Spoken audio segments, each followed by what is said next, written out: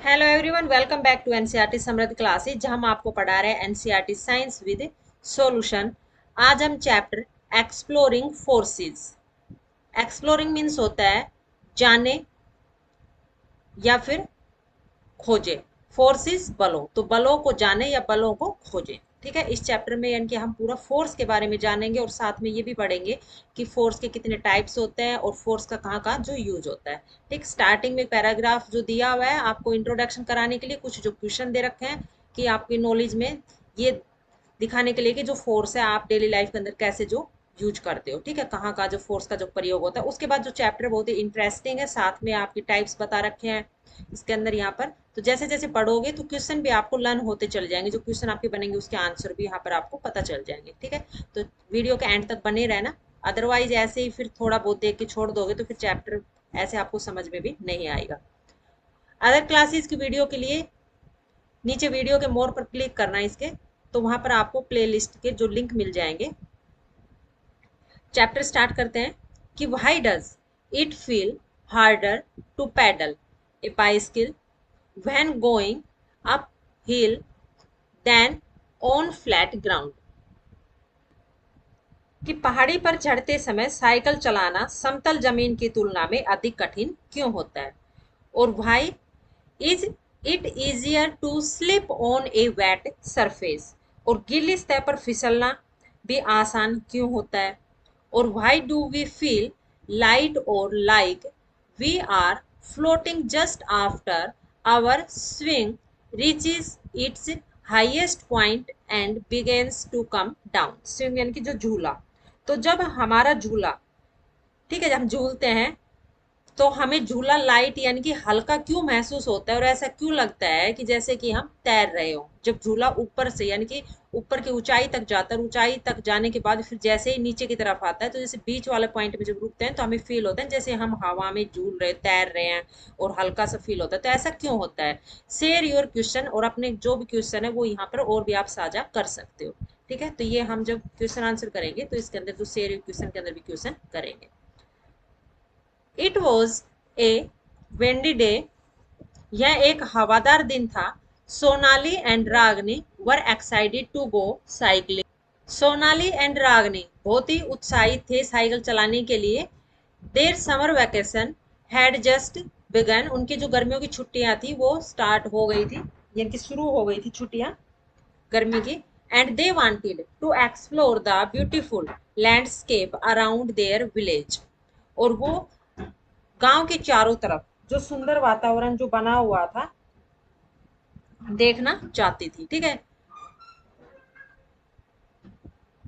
यानी कि गांव के नजदीक जो लैंडस्केप था, यानी कि जो भूमि का दृश्य था, उनकी जो संरचना वगैरह थी उन सबको वो देखना चाहती थी, उनको खोजना चाहती थी कि किस तरह का ये है। After pumping air into their bicycle tyres, cycle के टायर में हवा भरने के बाद दे सेट ऑफ, वो चल पड़ी। As they rode through the village, गांव के रोड पर। The wind rushes past them, यानी कि हवा उन्हें पीछे से जैसे धकेल रही थी। ओ नो, ओ नहीं, the wind is pushing me hard, कि हवा में जो चलाना बहुत ही यानी कठिन है, जो हवा है वो हमें धकेल रही है। सैड रागनी, रागनी ने कहा। स्माइलिंग सोनाली रिप्लाइड, सोनाली ने स्माइल करते हुए उत्तर दिया। We are riding against the wind, यानी कि हम हवा के विपरीत में साइकिल चला रहे हैं। We must push our pedal harder to move faster, तो हमें अपने पैडल है और भी ज्यादा जोर से मारने पड़ेंगे जल्दी पहुंचने के लिए। Their ride to them up a long path to a hilltop,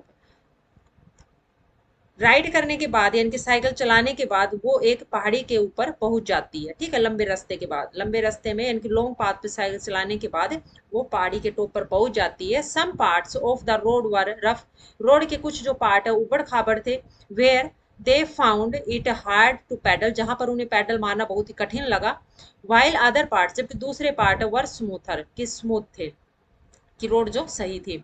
when they reach the top and were enjoy the view, जब वे वहां पर टॉप पे ऊंचाई पर पहुंची तो उन्होंने जो नजारा का आनंद लिया। They hear thunder and saw flashes of lightning at a distance, कुछ ही दूरी पर उन्हें जो बिजली की गर्जन और बिजली चमकती हुई नजर आई। Even thought it looks beautiful, वह बहुत ही सुंदर था। They decide to head back immediately, यानी कि उन्होंने डिसाइड किया कि हमें तुरंत ही घर के लिए निकल लेना चाहिए, यानी कि वापस चलना चाहिए, ठीक है। On the way back while passing A here of ship, इनकी जैसे ही वो वापस जा रही थी तो एक भेड़ के झुंड से गुजरी।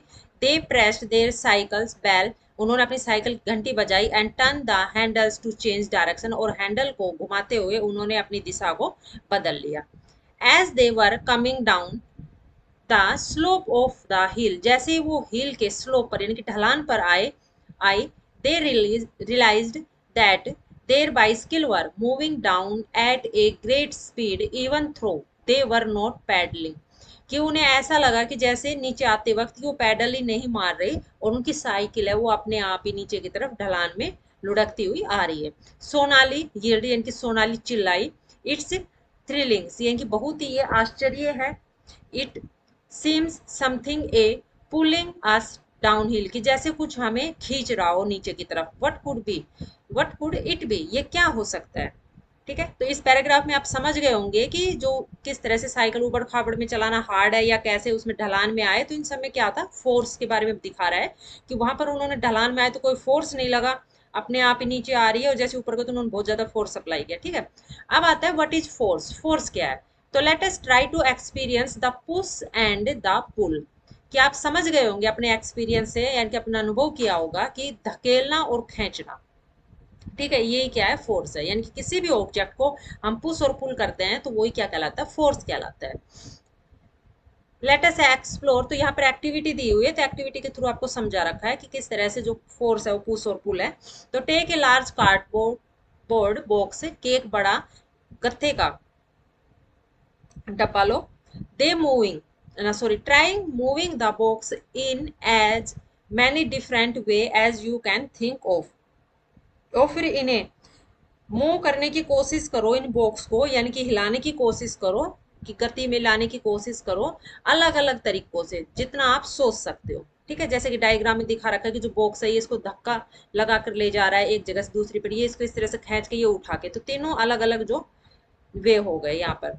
तो did you move the box in any other way than show in figure 5.1, तो क्या आप दूसरे तरीके से भी बॉक्स को मूव कर सकते हो जैसा कि फिगर 5.1 में दिखा रखा है इनके अलावा।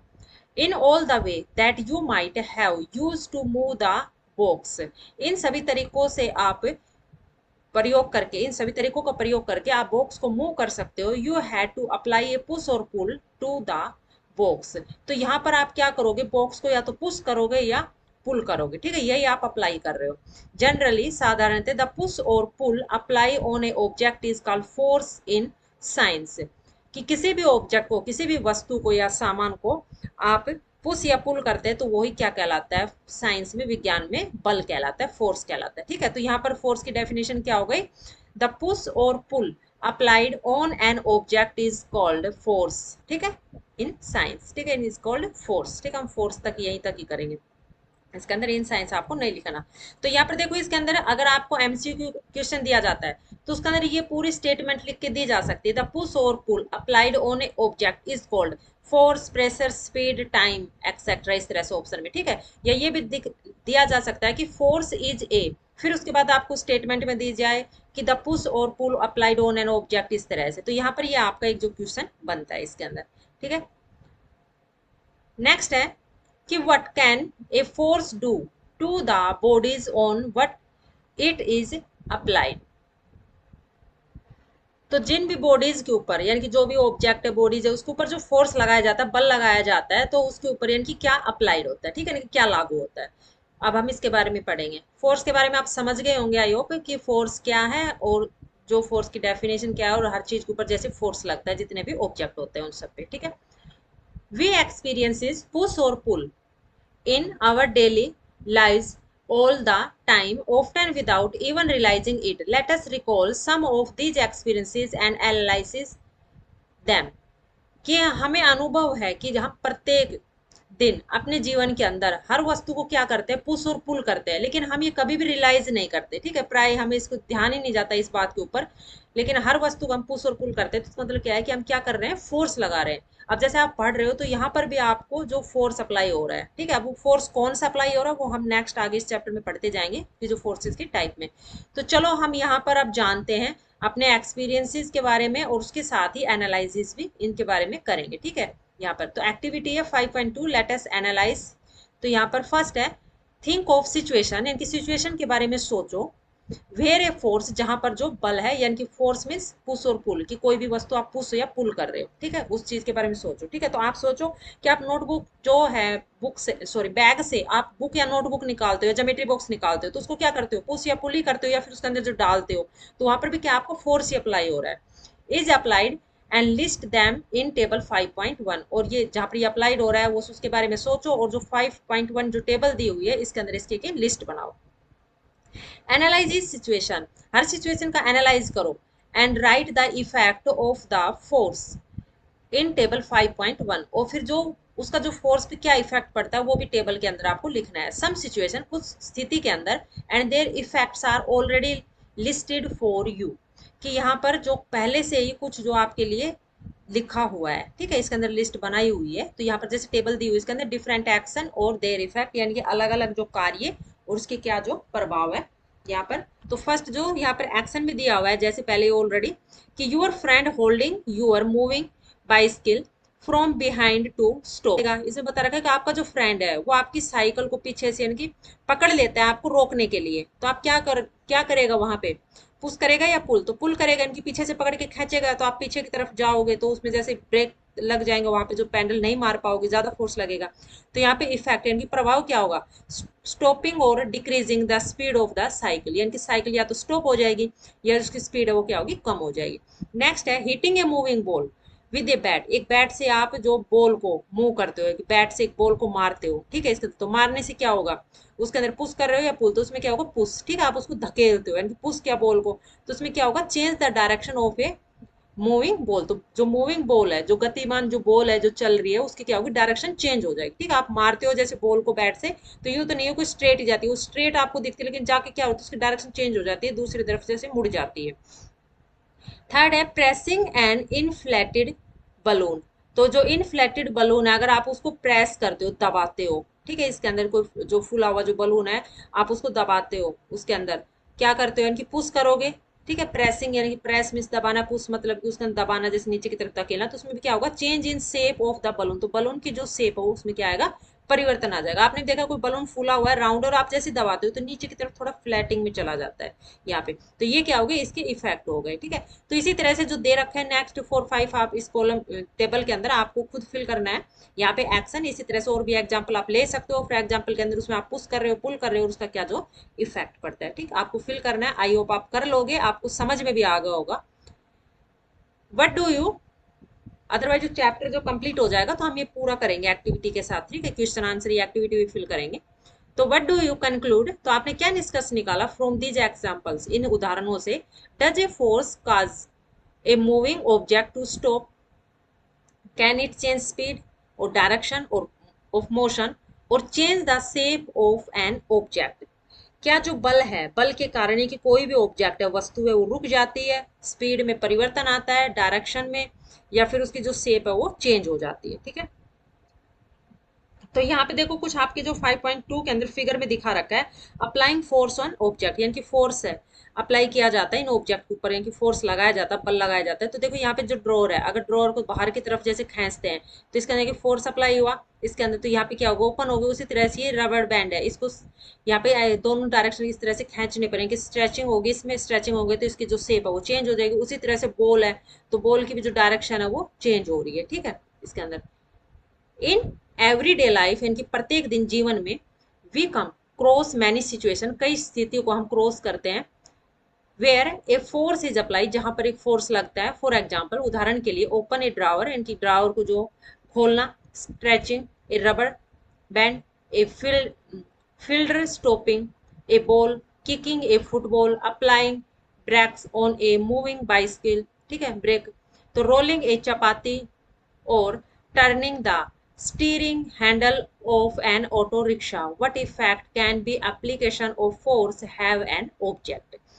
जैसे कि रबर बैंड को खींचना, ठीक है, जो बॉल को इनकी फील्डर के द्वारा जो बॉल को रोकना, फुटबॉल को किक मारना, साइकिल के ब्रेक लगाना, चलती हुई साइकिल की चपाती को बेलना, उसी तरह से जो स्टेयरिंग हैंडल्स ऑटो रिक्शा के उसको टर्न करना है, तो इन सभी के अंदर यहाँ पे क्या लगता है, फोर्स लगता है। तो इसके अंदर जो ऑब्जेक्ट में जो फोर्स लग रहा है, तो इसमें क्या प्रभाव पड़ता है, ठीक है, कौन सी जो फोर्स की एप्लीकेशन हो सकती है।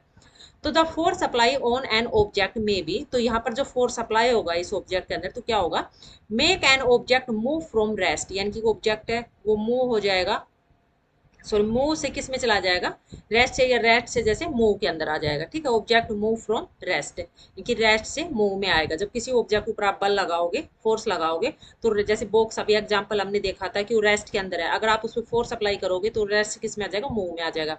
Second, change the speed of an object if it is moving, अगर कोई वस्तु चल रही है, ठीक है, तो उसकी स्पीड के अंदर क्या आ जाएगा, चेंज आ जाएगा वहां पे, अगर उस पर फोर्स लगेगा। Change the direction of motion of an object, अगर कोई ऑब्जेक्ट मोशन में है यानी कि गति में है, तो उसकी डायरेक्शन जैसे चेंज हो गया अगर फोर्स लगेगा तो। Bring about A change in the shape of an object, और जो ऑब्जेक्ट की जो शेप होती है उसके अंदर भी चेंजमेंट लाता है फोर्स। काज सम और all the of the all of these effects, तो ये सभी जो कारण है, ठीक है, इन सब फोर्स के कारण ये सभी जो प्रभाव पड़ता है ऑब्जेक्ट के ऊपर।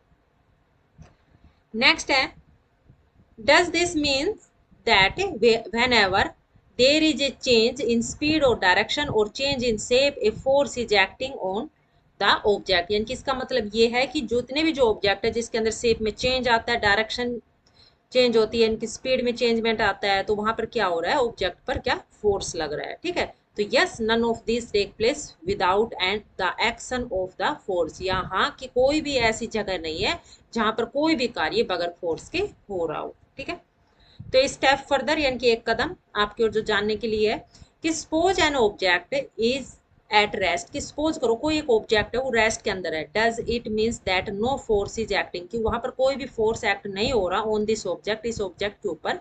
इट मीन्स, इसका मतलब that the force acting on the object are balancing one another, कि जो फोर्स एक्ट होगा उसको प्रोजेक्ट पर, तो वो क्या कर रहा है, उसको दूसरी तरफ से कि बैलेंस हो रहा है, ठीक है, इनकी बैलेंसिंग में, बैलेंस में है। तो you will learn about balancing balanced force in higher grade, तो यहाँ पर आप हायर ग्रेड के अंदर बैलेंस फोर्स के अंदर बैलेंस फोर्स के बारे में जानोगे, ठीक है, इनकी संतुलन बल क्या होता है। अब आता है, are forces are interaction between two or more object, क्या जो बल है उसका जो इंटरेक्शन है दो या दो से वस्तुओं के बीच में, ठीक है। अब देखो किसी भी वस्तु के ऊपर अगर हम फोर्स एक्ट कर रहे हैं, तो उसके बीच में अगर आपस में कांटेक्ट में आ गया, इनकी इंटरेक्ट होगा उसमें, तभी तो उसके अंदर हम जो फोर्स लगा सकेंगे वहां पे, ठीक है, विदाउट इंटरेक्शन के कोई भी फोर्स वगैरह अप्लाई नहीं होगा। तो इसके अंदर क्या इसमें बता, इसमें हम जानेंगे कि क्या फोर्स के बीच, दो ऑब्जेक्ट के बीच में जो फोर्स अप्लाई होता है उसके बीच में क्या इंटरेक्शन है क्या। तो when you push a table, जब आप एक टेबल को पुश करते हो, तो your hand is one object apply force on another object, तो आपका हाथ होता है वो एक तो ऑब्जेक्ट जहां पे आप अप्लाई करते हो फोर्स उस पे होता है, और दूसरा जो ऑब्जेक्ट है उसके ऊपर होता है द टेबल, यानी कि ऑब्जेक्ट कौन सा, टेबल, ठीक है। आपने भी देखा है कि आपने भी लाइफ में कभी ना कभी जो टेबल या चेयर कुछ भी लगा लो जो आपने खिसका है, तो एक आपका हाथ इसके ऊपर होता है और दूसरा इनके आप धकेलते हो, तो इस तरह से यानी कि एक हाथ से आप फोर्स अप्लाई करते हो, एक हाथ से जैसे टेबल को पकड़ते हो कि इससे धक्का लगाओ, अगर इस हाथ से पीछे से जैसे फोर्स लगाते हो, ठीक है, तो धक्का लगाना भी हो क्या, तो फोर्स ही होता है। तो एक आप का हाथ होता है वो अप्लाई करता है फोर्स को, और दूसरा ऑब्जेक्ट के ऊपर आप रख के चलते हो। तो हेयर वी से दैट, हम यहाँ पर कह सकते हैं कि यूर हैंड, क्या आपका हाथ है, and the table are two object, ये दोनों क्या हो गए, दो ऑब्जेक्ट हो गए, टेबल और आपका हाथ है, तो इंटरेक्टिंग विद ईच अदर, तो ये दोनों आपस में क्या है, इंटरेक्ट है। Think of all the action listed in table 5.1, तो ये सभी एक्शन है, कार्य, उसके बारे में सोचो, और 5.1 टेबल है उसके अंदर जो जो कार्य किए थे। तो how many objects are involve in each of the action, कि कितने जो ऑब्जेक्ट है, वस्तु है, वो इन्वॉल्व है इन प्रत्येक कार्य में। तो डू यू नोटिस, आपने नोटिस किया होगा, that force is result only when two objects are interacting in some way और द अदर, कि फोर्स का जो परिणाम होता है वो जब ही निकलता है जब दो ऑब्जेक्ट आपस में इंटर कनेक्टिंग हो, ठीक है। फॉर फ्रॉम दिस एग्जाम्पल्स, यानी कि इसके जो उदाहरण है, we can infer that at least two objects must interact for a force to come into play. Infer means होता है अनुमान लगाना, तो हम अनुमान लगा सकते हैं कि जो दो वस्तुएं होती है, दो ऑब्जेक्ट हो गए कम से कम, तो उसके बीच में क्या होता है, इंटरेक्ट होता है, ठीक है। जब उसके ऊपर जो फोर्स हम अप्लाई करते हैं, फोर्स लगाते हैं, तो फोर्स लगाने के लिए दोनों वस्तुओं का इंटरेक्ट होना बहुत ही जरूरी है, ठीक है। इंटरेक्ट मीन्स परस्पर क्रिया, इनके एक दूसरे पर जो क्रिया करते हैं, काम करते हैं। तो a force is a pull, push और pull on an object resulting from the object interaction with another object. यानी कि जो बल है वो पुश या पुल होता है किसी भी ऑब्जेक्ट के ऊपर, किसी भी ऑब्जेक्ट को पुश और पुल करते हैं तो फोर्स कहलाता है।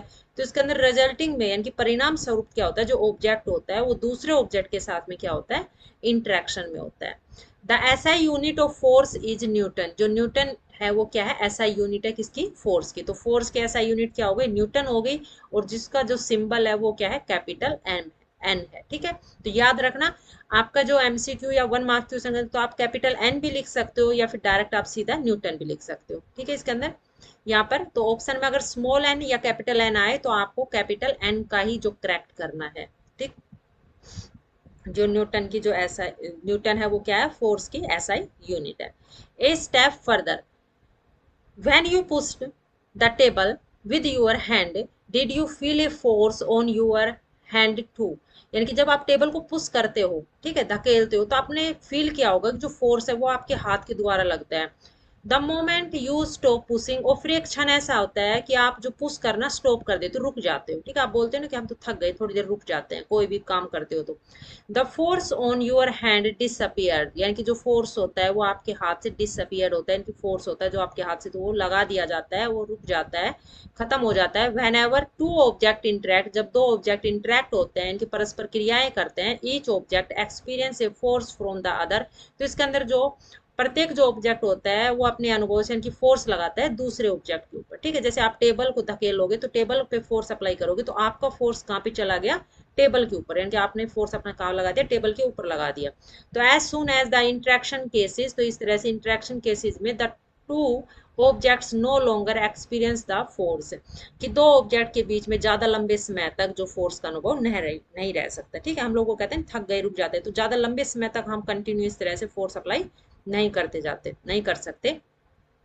अब आता है what are the different type of forces, यानी कि बलों के अलग अलग प्रकार क्या है। अब हम फोर्स के बारे में जानेंगे, तो ध्यान से आप सुनना, पढ़ोगे तो आपको यहीं पे याद हो जाएगा, बहुत ही इजी है इसके बारे में। तो यहाँ पे force, what is the force and how many types of the force, ठीक है। ये जो क्वेश्चन इसके अंदर जो बन सकता है यहाँ पर, और आपके एग्जाम में पक्का आएगा कि फोर्स के जो टाइप है, तो कोई भी जो 2 मार्क्स क्वेश्चन या तो पूरे टाइप का पूछ सकता है इसके अंदर 3 या 5 मार्क्स में क्वेश्चन, या फिर जो एक एक जो टाइप है, जैसे कॉन्टैक्ट फोर्स क्या होता है, मस्कुलर फोर्स क्या होता है, इनमें से कोई भी एक फोर्स आपके एग्जाम में दे सकता है, ठीक है। क्वेश्चन में क्वेश्चन बनेगा यहाँ पे 100%। तो फर्स्ट आता है कॉन्टैक्ट फोर्स। तो देखो, फोर्स बल पता है हमें, और कांटेक्ट यानी कि कोई भी चीज कांटेक्ट में हो, यानी कि टच के अंदर हो, ठीक है, तो वो क्या होगा, कांटेक्ट फोर्स कहलाएगा। तो एक बार आपको बता देती हूँ लॉजिकली, जैसे किसी भी चीज को आप टच करके फोर्स लगाते हो, ठीक है, यानी कि फिजिकली आपने टच किया, अपने हाथ टच किया, पैर से जैसे आप किक मारते हो, उसी तरह से फुटबॉल वगैरह को मारते हो, तो ये आपने टच किया फिजिकली, और टच करके आपने क्या अप्लाई किया, फोर्स किया, तो वो क्या हो गया, आपका कॉन्टैक्ट फोर्स हो गया, ठीक है। तो हम पढ़ेंगे आगे। इन मैनी सिचुएशन, कई सिचुएशन के अंदर, we find that to apply a force on an object, physical contact is necessary between our body and the object। कई सिचुएशन के अंदर हमने देखा है, हम पाया है कि जो फोर्स है वो हम अप्लाई करते हैं किसी भी ऑब्जेक्ट के ऊपर, तो जो फिजिकली कांटेक्ट होता है वहां पे बहुत ही आवश्यक होता है बॉडी और ऑब्जेक्ट के बीच में। This contact can be direct, तो ये कॉन्टैक्ट क्या हो सकता है, डायरेक्ट भी हो सकता है, और such as using our hands or other bodies part, or indirect such as using a stick or rope, कि ये जो डायरेक्ट भी हो सकता है कि अपने हाथ और जो बॉडी के किसी पार्ट का प्रयोग करके लगाएं, ठीक है, या फिर इनडायरेक्ट भी हो सकता है। इनडायरेक्ट जैसे हमारे पास एक स्टिक है, या एक रोप है, जैसे रस्सी कूदते हैं तो रस्सी भी हम जो फिजिकली कूदते हैं, लेकिन रस्सी को हमने अपने बॉडी के पार्ट से पकड़ा हुआ है, हाथ से पकड़ा हुआ है। उसी तरह से टीचर जैसे स्टिक वगैरह रखता है, ठीक है, यानी कि स्टिक से किसी एनिमल को मारते हैं, उसी यहाँ पे तो स्टिक का प्रयोग कर रहे हैं, तो स्टिक भी हमने हाथ में ले रखी है, तो उसके स्टिक के थ्रू हम फोर्स अप्लाई करते हैं। तो ये भी क्या है, कॉन्टैक्टिव फोर्स है, लेकिन ये क्या हो गया, इनडायरेक्ट हो गया। तो कॉन्टैक्ट फोर्स डायरेक्ट भी हो सकता है और इनडायरेक्ट भी हो सकता है।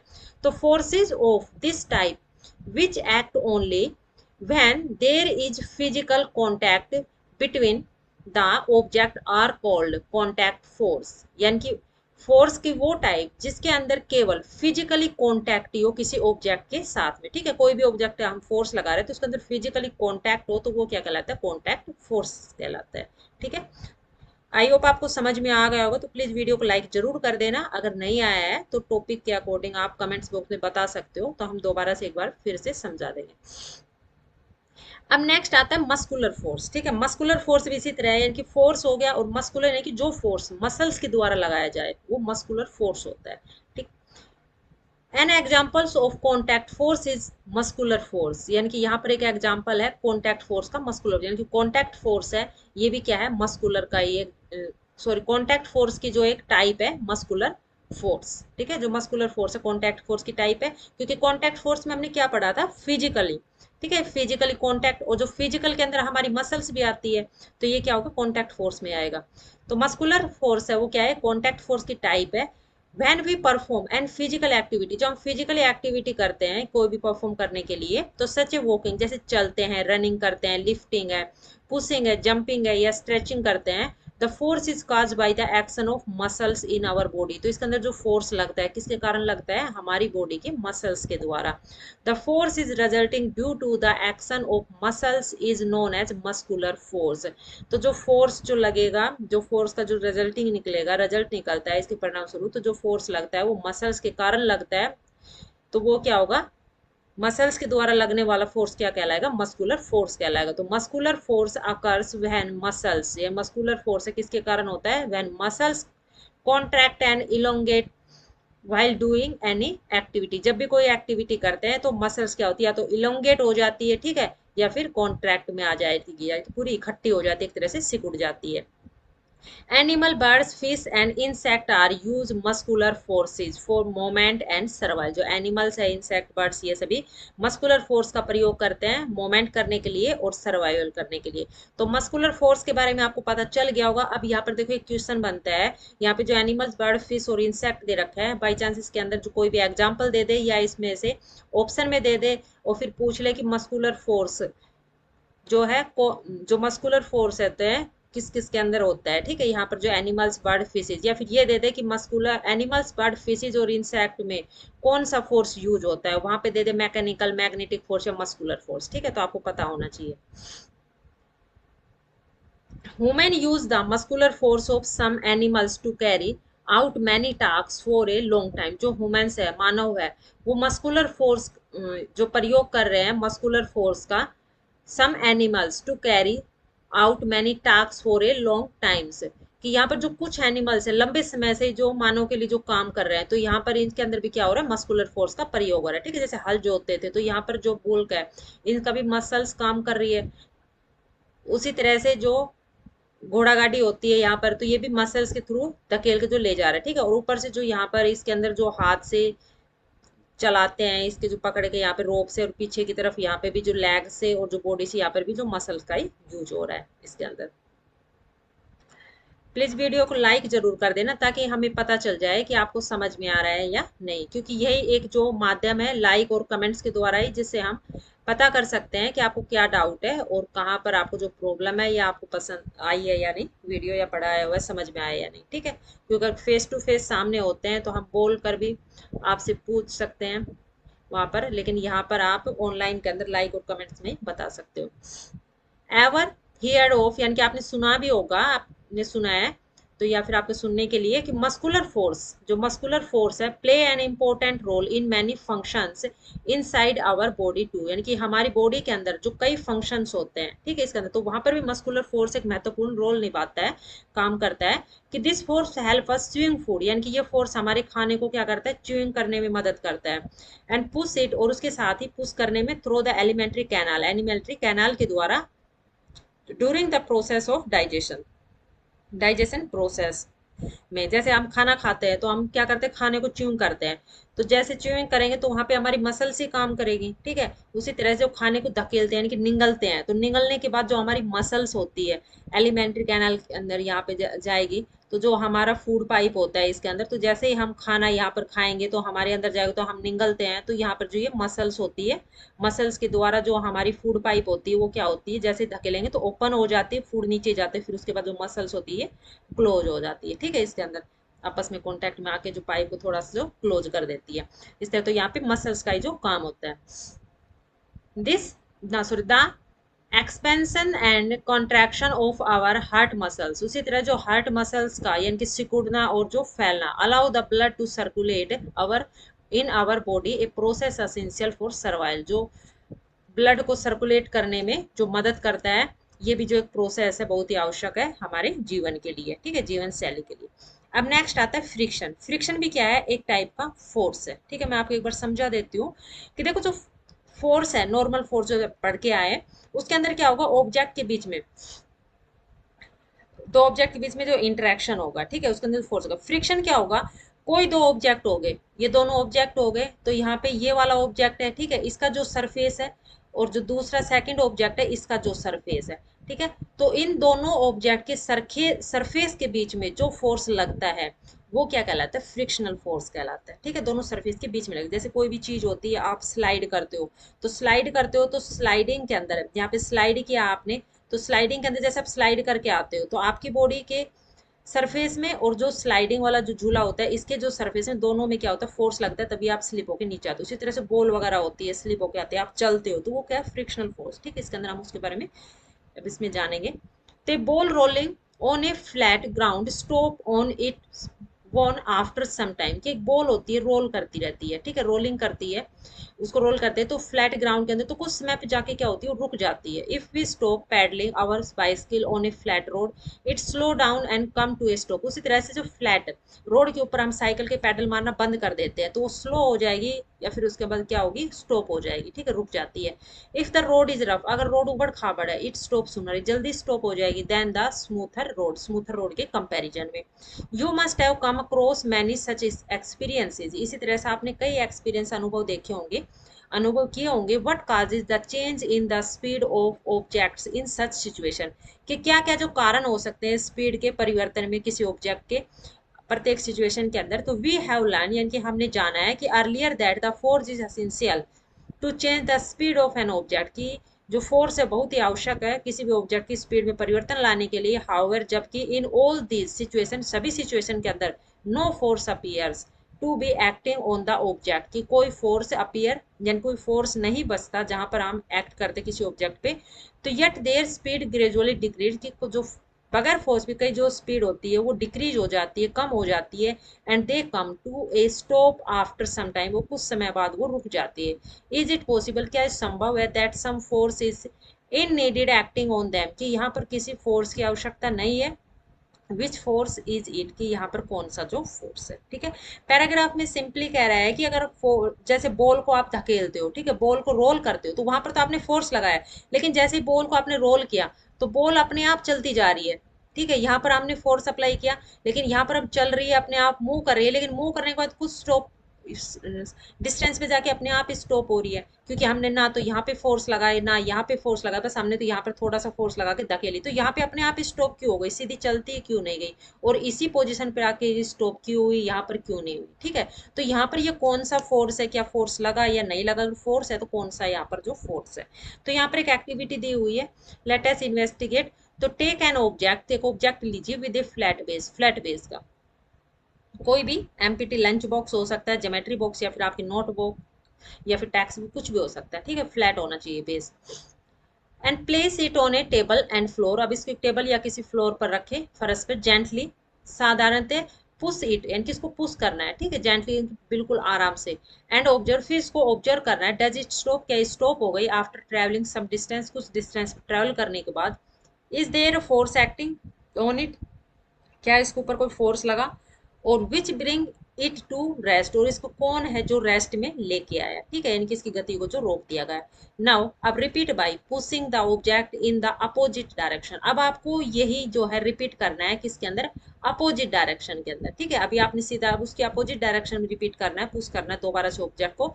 डज इट स्टॉप अगेन, क्या अभी ये दोबारा से स्टॉप हो गई आफ्टर ट्रेवलिंग सम डिस्टेंस, कुछ डिस्टेंस ट्रेवल करने के बाद, ठीक है। ऑन पुशिंग, पुशिंग करने के बाद the object stop after sliding a certain distance, जो ऑब्जेक्ट है वो स्टॉप हो जाता है कुछ डिस्टेंस पे स्लाइड करने के बाद। This must be due to a force acting between, किसके कारण, क्योंकि इसके अंदर बीच में क्या एक फोर्स एक्ट होता है, फोर्स लगता है, कहाँ पे लगता है, surface of the sliding object and the table of floor which are in contact. कि एक तो जो आपने ऑब्जेक्ट लिया है, जैसे यहाँ पे टिफिन ले रखा है, ठीक है, इसके सरफेस के साथ में, और दूसरा जो ये टेबल या फ्लोर जो भी है इसके सरफेस में, यानी कि दोनों के सरफेस के बीच में क्या लग रहा है, एक फोर्स सप्लाई हो रहा है, फोर्स एक्ट कर रहा है, इसके कारण ये रुक गई। This force is what bring the object to a stop, ये जो फोर्स है ये क्या ऑब्जेक्ट को स्टॉप करता है। The force that comes into play when an object move or try to move over another surface is called the force of friction or simply friction। जो force होता है टू कम्स इनटू प्ले, इसकी कम इसके play इसके नजदीक जब आता है, कि फोर्स इसके अंदर जब लगता है, हम इसको जो धकेलते हैं, तो जो ऑब्जेक्ट होता है मूव करता है, ठीक है, या फिर ट्राई करता है मूव करने की दूसरे के ऊपर, इस सरफेस के ऊपर। जैसे आपने इसको धकेला तो ऑब्जेक्ट है, इस पे आपने फोर्स प्ले किया, यानी कि फोर्स एक्ट किया, तो यहाँ पर इस सरफेस में ऊपर ये या तो धकेलने की जो कोशिश करेगा अपने आप में, जैसे आप फोर्स अप्लाई करोगे तो आगे की तरफ जाएगा, या फिर जैसे कि सीधा चला ही जाएगा आगे की तरफ। तो किस पे डिपेंड कर रहा है, वो सरफेस पे डिपेंड कर रहा है। अगर स्लोप में है तो जल्दी से आगे की तरफ जाएगा, या फिर जैसे ट्राई करेगा यहाँ पे मूव करने की सरफेस पे। तो another surface is called the force of friction, तो दूसरा जो सरफेस है इसके ऊपर वो क्या, over the another surface called the force of friction, तो ये क्या कहलाता है, फोर्स ऑफ फ्रिक्शन कहलाता है। यानी कि एक ऑब्जेक्ट का जो सरफेस है दूसरे ऑब्जेक्ट के सरफेस के ऊपर, इस पे जो फोर्स दोनों के बीच में जो लगता है मूव करने के लिए, तो वो क्या कहलाता है, फोर्स ऑफ फ्रिक्शन कहलाता है, या सिंपली हम उसको फ्रिक्शन कह सकते हैं, यानी कि घर्षण, ठीक है। इसके अंदर फ्रिक्शन को जो घर्षण बोलते हैं। तो friction always act in and direction opposite to the direction in which the object moving और ट्राइंग टू मूव। जो फ्रिक्शन होता है वो हमेशा डायरेक्शन कौन सी, अपोजिट डायरेक्शन में लगता है, ठीक है। कोई भी ऑब्जेक्ट के अंदर, जो ऑब्जेक्ट जिस डायरेक्शन के अंदर मूव करता है या मूव करने की ट्राई करता है उसकी अपोजिट में लगेगा, ध्यान रखना इस पॉइंट को। The force of friction is a contact force. अब जो फोर्स ऑफ फ्रिक्शन क्या है, कॉन्टैक्ट फोर्स है, ठीक है, क्योंकि हम कॉन्टैक्ट फोर्स पढ़ते आ रहे हैं, तो यहाँ पे सारे कॉन्टैक्ट फोर्स की ये टाइप है। क्योंकि यहाँ पर भी क्या हो रहा है, जो हमारा बॉडी का पार्ट है फिजिकली हमने इसको टच कर रखा है यहाँ पर, तो कॉन्टैक्ट में है। Arise due to two surface in contact, क्योंकि यहाँ पर जो दोनों सरफेस है वो क्या है, कॉन्टैक्ट के अंदर है। Friction arises due to the irregularities in the two surfaces contact. जो फ्रिक्शन होता है वो हमेशा अराइज होता है, कहाँ पे उत्पन्न होता है, कि जहाँ पे दो सरफेस होते हैं वो इनरेगुलेटरी कॉन्टैक्ट में हो, ठीक है, रेगुलरली नहीं होगा, इनरेगुलरली कॉन्टैक्ट में होंगे तो वहाँ पे फ्रिक्शन अराइज होगा। Even surface which appear smooth, यानी कि सरफेस यहाँ पर स्मूथ होगा, हैव ए लार्ज नंबर, ज्यादा number of minute in regulatories, और यहाँ पर जो ज्यादा नंबर इन रेगुलेटरीज होगा, when placed in contact, और जब प्लेस है वो कॉन्टैक्ट में होगा इन रेगुलेटरीज में, तो two surface lock into each other and oppose any effort to move one surface over the other. कि इसके अंदर इन रेगुलेटरीज होगा तो दो सरफेस, तो इसके अंदर दोनों सरफेस के, यानी दोनों के जो सरफेस है वो एफर्ट करेंगे किसमें, कि मूव करेंगे, तो इसके अंदर जो सरफेस है वो आपस में एक दूसरे में लॉक्ड हो जाएंगे। यहाँ पर जिस तरह से दिखा रखा है, तो ये रफ सरफेस नहीं दिखा रखा आपको, ये दिखा रखा है जिस पार्टिकल की ये दो ऑब्जेक्ट है, तो इसके अंदर इस तरह से आपको ऊबड़ खाबड़ टाइप में दिखा रखा है जिग जैग सा। तो ये वाला सरफेस और ऊपर वाला जो ऑब्जेक्ट है इसका सरफेस, ये दोनों आपस में इसमें क्या होंगे, लॉक्ड हो जाएंगे, ठीक है, इसके अंदर जिस तरह वो मूव करते चलेंगे। ये इसके अंदर दिखा रखा है। अगर इसमें लॉक नहीं होगा तो यहाँ पर क्या होगा, एकदम से यहाँ पे ये स्लाइड कर जाएगा, ठीक। इसमें आगे आप ये भी पढ़ोगे, रफ और जो फ्रिक्शन रफ में ज्यादा होता है या स्मूथ में ज्यादा होता है। नेक्स्ट आती है आपकी एक्टिविटी लेटेस्ट एक्सप्लोर की ट्राई एक्टिविटी 5.3 की, जो 5.3 जो एक्टिविटी दे रखी है इसको ट्राई करें। Again such So, but this time place the same object on different surface such as glass, cloth, wood, ceramic tiles and sand. अब की बार आपको दूसरा जो ऑब्जेक्ट लेना है सेम इसी तरह से जैसे टिफिन वाला जो कर रखा था इसके अंदर, तो यहाँ पर आप ग्लास ले सकते हो, कोई कपड़ा, वुड या कैरेमिक जो टाइल है या फिर सैंड कुछ भी ले सकते हो। ठीक है, ये एक्टिविटी इस तरह से आपको फिर करनी है। डज द ऑब्जेक्ट स्टॉप, के यहाँ पर भी ऑब्जेक्ट होता है वो स्टॉप हो जाता है after travelling the same distance, यानी कि सेम डिस्टेंस पर ही ट्रेवल करने के बाद, एज इन एक्टिविटी 5.3, जैसा कि एक्टिविटी 5.3 में दिखा रखा था। Does the object stop at the same distance on all surfaces, क्या सभी ऑब्जेक्ट है वो सेम डिस्टेंस पर ही स्टॉप हो जाते हैं क्या? ठीक है, इनकी जो सरफेस पे जो दिखा रखे थे। ठीक है, तो आप देखोगे जो ग्लास है वो तो थोड़ी रोल रोल के अंदर होता है, रोल फॉर्म में, तो उसके अंदर वो तो और भी जाके ज्यादा जाएगा, आगे जाएगा तो डिस्टेंस ज्यादा ट्रेवल करेगा। ठीक है, टिफिन है वो थोड़ा कम ग्लास से। उस तरह क्लोथ देखोगे तो क्लोथ का तो कुछ होगा ही नहीं, वो तो थोड़ी सी डिस्टेंस ट्रेवल करेगा। तो वही बता रहा है कि क्या सभी सेम करते हैं या जो डिफरेंट होता है क्या। For different surfaces the object stop after moving different distance, कि अलग अलग सरफेस पर जो ऑब्जेक्ट होते हैं वो अलग डिस्टेंस पर मूविंग करने के बाद इनके स्टॉप होंगे। ठीक है, इनकी अलग अलग सरफेस है तो उसके अंदर जो ऑब्जेक्ट है वो भी स्टॉप होंगे अलग अलग डिस्टेंस पर। So we can say that, हम कह सकते हैं इसलिए कि force of friction depend upon the nature of the surface in contact. जो फोर्स ऑफ फ्रिक्शन है वो डिपेंड करता है कहाँ पर, कि जो nature of the surface, surface की प्रकृति पर डिपेंड करता है जो जिस कॉन्टैक्ट के अंदर वो है। ठीक है, जैसे आप कोई भी वुड है उसको रोल कर रहे हो तो रोल करने के लिए उसका जो सरफेस है यानी कि जिसके कॉन्टैक्ट में आ रहा है तो सरफेस कैसा है, रफ है या फिर स्मूथ है। ठीक है, रफ है तो उसके अंदर आप देखोगे थोड़ी सी दूर में जाके स्टॉप हो जाए, अगर स्मूथ है तो ज्यादा दूर तक वह जाएगा। ठीक है, तो दोनों के क्या होगा, जिस सरफेस के कांटेक्ट में उसके नेचर पर डिपेंड करता है। तो fraction is greater on rough surface, जो फ्रैक्शन होता है, फ्रिक्शन होता है वो क्या होता है, ग्रेटर होता है, कहाँ पे होता है, on rough surface, rough surfaces के ऊपर। ध्यान रखना इसके अंदर, ये हायर क्लासेस के अंदर भी आपका जो क्वेश्चन के अंदर यहाँ पे पूछा जाता है कि जो फ्रिक्शन होता है वो ग्रेटर होता है या स्मॉलर होता है, तो कहाँ पे होता है, रफ सरफेस पे या स्मूथ सरफेस पे। तो ध्यान रखना जो रफ सरफेस होगा उसके ऊपर जो फ्रिक्शन होता है वो ज्यादा होगा और स्मूथ के ऊपर क्या होगा, कम होगा।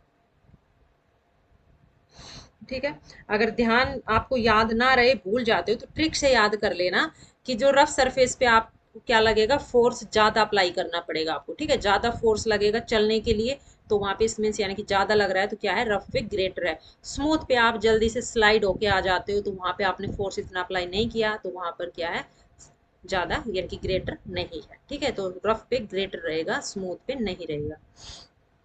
ए स्टेप फर्दर, कि डज द फोर्स और friction act only if the object are moving on solid surface, कि क्या जो फोर्स और फ्रिक्शन है केवल जो सॉलिड सरफेस होते हैं उसी पर मूविंग करते हैं। What about object moving through liquid और गैसेस, क्या आप ऑब्जेक्ट के बारे में, यानी कि व्हाट अबाउट ऑब्जेक्ट्स मूविंग, क्या हो सकता है कि जो ऑब्जेक्ट मूविंग करे लिक्विड और गैस की फॉर्म में।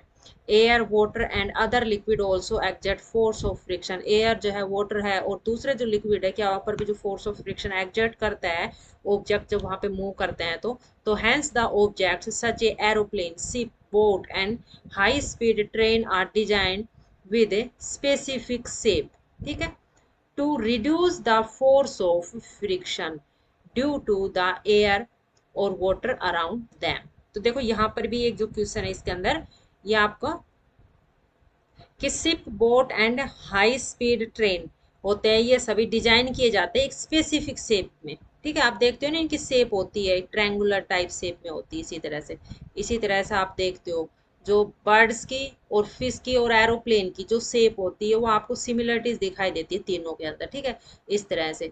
तो यहाँ पर ये क्यों होती है, इसकी स्पेसिफिक शेप दी जाती है, क्यों दी जाती है, जो फोर्स होता है उसको कम करने के लिए कि ज्यादा फोर्स इसमें अप्लाई ना हो। ठीक है, अब ये मैंने पढ़ा है कि जो रफ है फ्रिक्शन वहां पर क्या होता है, ग्रेटर होता है, तो इसको स्मूथ टाइप में बनाया जाता है कि स्लाइडिंग फॉर्म में बनाया जाता है ताकि जो एयर होती है, जो एयर में चलता है तो वहां पर जो एयर का जो फोर्स लगता है, ठीक है, फ्रिक्शन होता है, तो फ्रिक्शन के कारण इस पे ज्यादा इसके अंदर जो ना हो, तो इसलिए reduce the force of friction के लिए इसको जो स्पेसिफिक शेप दी जाती है। नेक्स्ट है नॉन कॉन्टैक्ट फोर्सेस, अभी तक हम कॉन्टैक्ट फोर्स के बारे में पढ़ते आए थे, ठीक है। इसके अंदर अब आता है नॉन कॉन्टैक्ट फोर्स, यानी कि जो फोर्स है हमारे जो फिजिकली कॉन्टैक्ट से ना हो, ठीक है। इसके अंदर there are forces whose effect can be experienced even if the object are not in contact. These forces are called non-contact forces. Let us learn about non-contact forces. कि यहाँ पर जो फोर्स है, ठीक है, जिसका प्रभाव पड़ता है एक्सपीरियंस के अंदर, तो जो ऑब्जेक्ट जो है कॉन्टैक्ट में ना हो, जिस ऑब्जेक्ट पे जो फोर्स लगाते हैं तो वो हमारे कॉन्टैक्ट में ना हो, तो ऑब्जेक्ट, तो वो क्या कहलाता है, नॉन कॉन्टैक्ट फोर्स कहलाता है। तो यहाँ पर है नॉन कॉन्टैक्ट फोर्स की सबसे पहले मैग्नेटिक फोर्स, ठीक है, टाइप है फर्स्ट मैग्नेटिक फोर्स। तो मैग्नेटिक, देखो नाम से देखो, मैग्नेटिक यानी कि मैग्नेट के द्वारा जो फोर्स लगाया जाता है तो मैग्नेटिक फोर्स कहलाता है। अब आपके पास मैग्नेट है तो आप वहां पर क्या करते हो, दो मैग्नेट अगर अपोजिट पोल है तो उसमें क्या होता है, अट्रैक्शन हो जाता है, चिपक जाते हैं अपने आप ही, तो क्या लगा, मैग्नेट के द्वारा फोर्स लगा। रिपेल होता है, लाइक पोल होते हैं तो उसमें रिपेल होगा, दोनों दूर भागेंगे वहां पे, तो उसके अंदर भी जो फोर्स के द्वारा है तो वो क्या हो गया, मैग्नेटिक फोर्स है। उसी तरह से जो आयरन वगैरह की नीडल हो या आयरन का कोई मटेरियल हो, उसके ऊपर आप मैग्नेट करो तो मैग्नेट अपने आप जाके उस पर चिपक जाएगा, या वो मेटल है वो मैग्नेट के पास आ जाएगा। तो उसके अंदर हमने कोई फोर्स अप्लाई नहीं किया, ना हमने टच किया उसको, हमने मैग्नेट रख दिया बस वहीं पे उसके अंदर, तो वहां पर जो फोर्स लगा किसके द्वारा लगा, मैग्नेट के द्वारा लगा, तो वो क्या होगा, मैग्नेटिक फोर्स कहलाएगा। तो do you remember about learning about magnet in the chapter exploring magnet curiosity, grade 6, यानी ग्रेड 6 के अंदर जो क्यूरियोसिटी बुक के अंदर एक्सप्लोरिंग मैग्नेट में आपने मैग्नेट के बारे में पढ़ा होगा। और हमने ये भी जाना है कि जो मैग्नेट होता है वो ऑब्जेक्ट को अट्रैक्ट करता है, कौन से ऑब्जेक्ट को, जो मैग्नेटिक मटेरियल से बने होते हैं, ठीक है। और जब दो मैग्नेट होते हैं वो आपस में पास आते हैं कब, जब उसके जो पोल होते हैं सेम होते हैं, लाइक पोल्स होते हैं, अनलाइक पोल होते हैं, ठीक है। उसके अंदर जैसे नॉर्थ और साउथ, तो उसके अंदर जो ऑब्जेक्ट होते हैं, जो मैग्नेट होते हैं, दोनों पास में आते हैं, इनके अट्रैक्ट करते हैं। और जब अनलाइक लाइक पोल होते हैं, इनकी नॉर्थ नॉर्थ या साउथ साउथ, तो उसके अंदर क्या होता है, रिपेल होता है, ठीक है, दूर भागते हैं। इन एन अर्लियर चैप्टर, उससे पहले चैप्टर के अंदर इस बुक में हमने ये भी जाना है कि इलेक्ट्रोमैग्नेट्स के बारे में, इलेक्ट्रोमैग्नेट क्या होता है और वहां पे जो मैग्नेट होता है किस तरह से बिहेव करता है, ठीक है। तो उसके अंदर भी क्या होता है, अट्रैक्शन होता है और साथ में रिपल्सन होता है दोनों ऑब्जेक्ट के बीच में, जो क्या करते हैं, पुश और पुल करते हैं। जहां पर भी वो भी क्या लगता है, एक जो तरह का फोर्स है, जो फोर्स लगता है। तो क्या आपको याद है कि magnet could exert force on another magnet और a magnet material without being in contact with it, कि जो मैग्नेट होता है वो फोर्स लगाता है दूसरे मैग्नेट के ऊपर, ठीक है। उसी तरह से जो मैग्नेटिक मटेरियल होता है, जो चुंबकीय पदार्थ होते हैं, वो भी कांटेक्ट में आते हैं किसके, मैग्नेट में। तो यहाँ पर एक एक्टिविटी दी हुई है और ये आपके पहले वाले चैप्टर में भी दे रखी थी यही वाली एक्टिविटी, जिसमें बता रखा था कि दोनों मैग्नेट आपस में पास नहीं आ रहे, ठीक है, दूर है, तो इन दोनों को कांटेक्ट में लाने के लिए हम क्या करें, तो हमने किया था एक्टिविटी में कि इसका जो साइड है वो चेंज कर दी थी, डायरेक्शन चेंज कर दी थी, क्योंकि दोनों क्या है, यहाँ पर सेम है तो रिपेल हो रहा था, अपोजिट कर दिया तो यहाँ पर जो अनलाइक पोल हो गए तो कांटेक्ट में आ गए। तो एक्टिविटी वही है, इसमें बता रखा है टेक टू रिंग मैग्नेट, आपको दो रिंग मैग्नेट लेना है और एक वुडन स्टिक लेनी है। अब यहाँ पर while holding the stick in a vertical position और a wooden table insert one ring magnet into the stick, यहाँ पर जो स्टिक है उसकी वर्टिकल पोजीशन के अंदर आपको लकड़ी के अंदर जो है एक रिंग की फॉर्म में मैग्नेट को डाल देना, ठीक है। दो पोजीशन होती है, एक होती है वर्टिकली और एक होता है इस तरह से हॉरिजॉन्टल, ठीक है। तो आपको वर्टिकली इसमें डाल देना है। Now insert the second ring, अब आपको सेकंड रिंग भी मैग्नेटिक के जो ऊपर की तरफ डाल देनी, जैसे यहाँ पर डाल रखी, नीचे ये मैग्नेट रिंग डाल दी और उसके ऊपर दूसरी वाली जो रिंग है इसके अंदर डाल दी। तो it's such as the like pole of two magnet face each other, तो यहाँ पर जो है क्या है, दोनों ही लाइक पोल है, यानी कि या तो ये साउथ है या फिर ये दोनों ही नॉर्थ है, ठीक है, दोनों सेम पोल है। Does the second magnet stay floating about the first magnet, क्या जो सेकंड मैग्नेट है वो फर्स्ट मैग्नेट से यानी कि फ्लोटिंग कर रहा है कि ऊपर की तरफ ही जो यहाँ पर तैर रहा है क्या, ठीक है, इनके बीच में है, नीचे की तरफ नहीं आ रहा। Try pushing the second magnet down gently, क्योंकि आपको पुश करना है सेकंड मैग्नेट को नीचे की तरफ लाने की कोशिश करनी है। Do you feel a force on it, क्या यहाँ पर आपको फोर्स लग रहा है। आपने भी देखा होगा जब आप दो मैग्नेट लेते हो दोनों हाथ में और दोनों के जब सेम पोल होते हैं, दोनों को पास लाते हो तो आपके हाथ में जो है फोर्स अप्लाई होता है, ठीक है, इन दोनों में, दोनों पास नहीं जाते इसके अंदर, तो वही सेम इसी में होगा। तो नाउ रिवर्स द पोल, अब आपको पोल्स को रिवर्स कर देना है, बोथ मैग्नेट, दोनों magnet. Does the second magnet still remain floating, क्या अब भी जो सेकंड मैग्नेट है वो उसी तरह से फ्लोट कर रहा है क्या। We find that a magnet can exert force on another magnet without being in contact with it, कि हम पाएंगे जो मैग्नेट है वो फोर्स एग्जर्ट कर रहा है दूसरे मैग्नेट के ऊपर बगैर किसी कॉन्टैक्ट में। ठीक है, यहाँ पे कोई कॉन्टैक्ट नहीं है लेकिन दोनों फिर भी क्या कर रहे हैं, फोर्स लगा रहे हैं। The force exerted by a magnet on another magnet और a magnetic material is called magnetic forces. ठीक है, यानी कि वह फोर्स जो मैग्नेट के द्वारा दूसरे मैग्नेट पर लगाया जाए या किसी मैग्नेट के द्वारा मैग्नेटिक मैटीरियल पर लगता है तो वो क्या कहलाता है, मैग्नेटिक फोर्स कहलाता है। Since A magnet can exert a force from a distance without being in contact, it is called non contact force। और यहाँ पर जो मैग्नेट का जो फोर्स लग रहा है यानी कि जो फोर्स एग्जर्टेड हो रहा है किस पे, मैग्नेट के ऊपर, एक मैग्नेट द्वारा दूसरे मैग्नेट के ऊपर, तो वहां पर उसमें कोई भी कॉन्टैक्ट नहीं यानी कि कॉन्टैक्ट में नहीं आ रहा, विदाउट कॉन्टैक्ट लग रहा है, तो इसमें से ये क्या है, नॉन कॉन्टैक्ट जो फोर्स है। ठीक है, इसके अंदर तो are there more such forces which act from a distance, तो यहाँ पर क्या और भी कुछ ऐसे जो फोर्स हैं जो इसी तरह से डिस्टेंस की तरह एक्ट करते हैं। तो यहाँ पे देखो मैग्नेट फोर्स क्या होता है, और मैग्नेट फोर्स यानी कि जो एक मैग्नेट दूसरे मैग्नेट के ऊपर लगाई या मैग्नेट के द्वारा कोई मैग्नेटिक मटेरियल के ऊपर जो फोर्स अप्लाई किया जाता है मैग्नेटिक फोर्स कहलाता है। और जो मैग्नेटिक फोर्स है वो क्या है, नॉन कॉन्टैक्ट फोर्स है। ठीक है, अब पढ़ेंगे इलेक्ट्रोस्टैटिक फोर्स, ये भी क्या है, नॉन कॉन्टैक्ट फोर्स की टाइप है। ये भी सेम मैग्नेटिक फोर्स की तरह ही है। इसके अंदर यहाँ पे देखो एक्टिविटी दे रखी है, एक्टिविटी के अंदर आपको क्या बता रखा है कि आपको एक स्केल लेना है और स्केल को आप एक पॉलीथीन या फिर आप अपने हेयर पे भी इसको रब कर सकते हो जहाँ ऑयल लगा होना चाहिए हेयर के ऊपर। ठीक है, तो प्लास्टिक स्केल को आप प्लास्टिक स्ट्रॉ या फिर प्लास्टिक पॉलीथीन या कोई स्मॉल पीस ऑफ पेपर होना चाहिए। अब जो आपको रब करना है स्केल स्ट्रॉ जो भी आपने लिए पॉलीथीन से, ठीक है, पॉलीथीन से रब करोगे और उसके बाद आपको छोटे छोटे जो टुकड़े लेने हैं स्मॉल पार्टिकल्स पेपर के, तो उसके ऊपर आपको दूर रखना है डिस्टेंस पे। तो आप देखो जो पेपर के जो टुकड़े थे पीस थे वो इस पे स्केल पे क्या हो जाते हैं, चिपक जाते हैं यहाँ पे। तो इसके अंदर क्या है कि जो स्केल था उसके अंदर जो चार्ज बन गया, ठीक है, जिस कारण चिपक गया, तो यहाँ पर भी इसके अंदर क्या हुआ, फोर्स अप्लाई हुआ।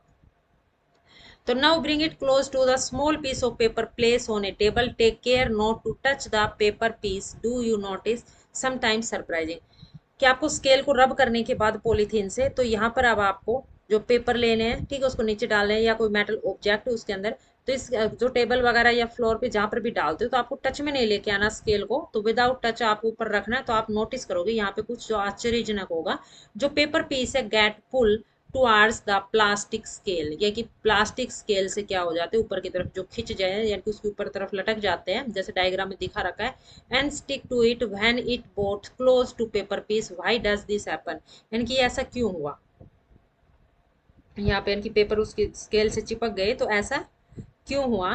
तो when two object of certain material are rubbed together, यानी कि दो ऑब्जेक्ट जो सर्टेन मटेरियल की एक जैसे जो मटेरियल्स के हो गए उसके अंदर, तो उसको रब किया जाता है दोनों के एक साथ, तो इलेक्ट्रिक चार्ज बिल्ड, तो वहां पर क्या बनता है, इलेक्ट्रिक चार्ज बनता है, बिल्डअप होता है ऑन देयर सरफेस, उनके सरफेस के ऊपर, और this charge are called static charge, और ये चार्ज क्या कहलाता है, स्टैटिक चार्ज कहलाता है।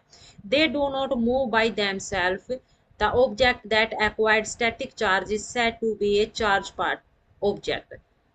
इसके अंदर जो है ऑब्जेक्ट होते हैं वो एक्वायर्ड करते हैं, जो स्टैटिक चार्ज है एक्वायर्ड होता है जिसके अंदर, तो वो क्या कहलाता है, चार्ज ऑब्जेक्ट कहलाता है। यानी कि जहाँ पर जो स्केल था वो क्या है, एक चार्ज ऑब्जेक्ट है। और यहाँ पर कौन सा चार्ज है स्केल के अंदर, स्टैटिक चार्ज है। तो चार्ज ऑब्जेक्ट अट्रैक्ट, यानी कि चार्ज ऑब्जेक्ट है वो क्या करेगा, अट्रैक्ट करेगा, that is exert a force on uncharged objects made of certain material, uncharged object को अट्रैक्ट करेगा वहां पर एक फोर्स लगा के, such as small piece of paper, जहाँ पर जो स्मॉल पीस ऑफ पेपर है वो क्या है, अनचार्ज पार्टिकल्स है, ठीक है, ऑब्जेक्ट है, और स्केल क्या है, चार्ज ऑब्जेक्ट है। तो this force comes into play and even when the bodies are not in contact, तो यहाँ पर भी जो फोर्स है प्ले हुआ लेकिन बॉडी क्या है, कांटेक्ट में नहीं है। Let us do another activity with object made of different material, इसी तरह से हम दूसरी एक्टिविटी भी करते हैं यहाँ पर जिस तरह से हमने पहली वाली की है अलग अलग मटेरियल से। ठीक है, तो इसके अंदर आप समझ गए होंगे कि इलेक्ट्रोस्टैट यहाँ पर जो बता रखे एक्सपेरिमेंट के थ्रू आपको समझा रखा है इसके अंदर कि इलेक्ट्रोस्टैटिक फोर्स के बारे में। तो यहाँ पर हमने जाना है कि जो स्टैटिक चार्ज यानी कि ऑब्जेक्ट के अंदर जो रब किया तो उसमें चार्ज उत्पन्न हुआ, और जो चार्ज हुआ इलेक्ट्रिक चार्ज जो बना, कौन सा इलेक्ट्रिक चार्ज की टाइप है, स्टैटिक चार्ज। ठीक है, इसके अंदर यहाँ पे अब यहाँ पे एक्टिविटी नेक्स्ट दे रखी सेम इसी तरह से। तो यहाँ पे आपको दो बलून लेने हैं और बलून को दोनों को आपको फुला के और चिपका देना है, ठीक है, इसके अंदर इसी तरह से टेबल है या कहीं भी उसके ऊपर।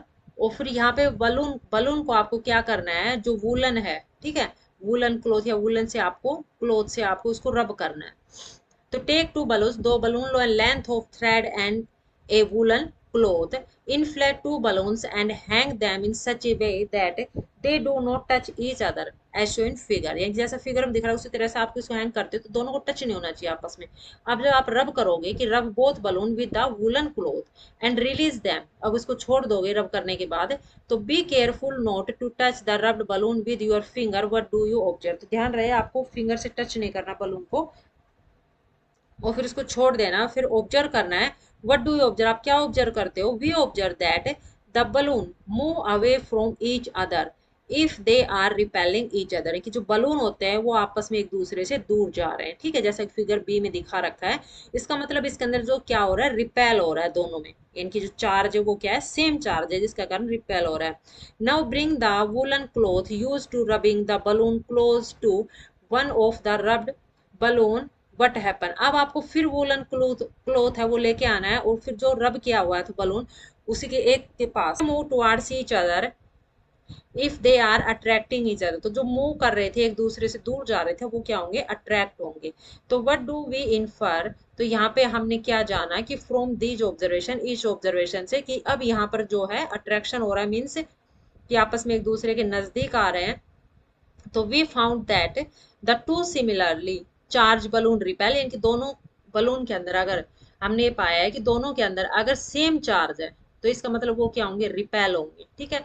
और एक charge balloon and woollen cloth attract each other, और उसके अंदर जब चार्ज है बलून और जो वूलन क्लोथ है, यानी कि with which the balloon was रब, जिससे बलून को रब किया गया था, अट्रैक्ट ईच अदर, अट्रैक्ट हो रही है, तो डज द इंडिकेट, ये दर्शाता है कि that the charge on the balloon is of a different kind from the charge on the woollen cloth. एक दूसरे से, अब आपने जो वूलन क्लोथ से जिसको जो यूज करके आपने बलून को रब किया था, उसी वूलन क्लोथ को एक बलून के पास लेके आना है, ठीक है, नहीं कोई भी एक बलून के पास लेके आना। तो आप देखोगे कि वूलन क्लोथ और जो बलून है वो दोनों आपस में क्या हो रहे हैं, अट्रैक्ट हो रहे हैं। इसके मतलब कि दोनों के अंदर जो चार्ज है वो है डिफरेंट चार्ज है, ठीक है, तो डिफरेंट चार्ज है इनके, उसके कारण वो अट्रैक्ट हो रहे हैं। तो यहाँ पे we found that the two similarly charge balloon repel each other, यानी कि दोनों बलून के अंदर सिमिलरली चार्ज है तो रिपेल कर रहे हैं दोनों। और जबकि जो charge balloon and woollen cloth जिससे हमने बलून को रब किया था, अट्रैक्ट ईच अदर, ये दोनों आपस में अट्रैक्ट हो रहे हैं। इससे ये दर्शाता है कि जो चार्ज होता है on the balloon of is of a different kind form A charge on the woollen cloth, कि यहाँ पर दोनों के अंदर क्या है, अलग अलग प्रकार का यहाँ पर जो है चार्ज है, ठीक है। Since the balloons were charge in the same way, इसी तरह से जो बलून्स को हम अगर चार्ज करते हैं इसी तरीके, तो we can say that they have acquired similar charge, तो हम कह सकते हैं कि इसके अंदर यहाँ पे जो सिमिलर चार्ज एक्वायर्ड हुआ है।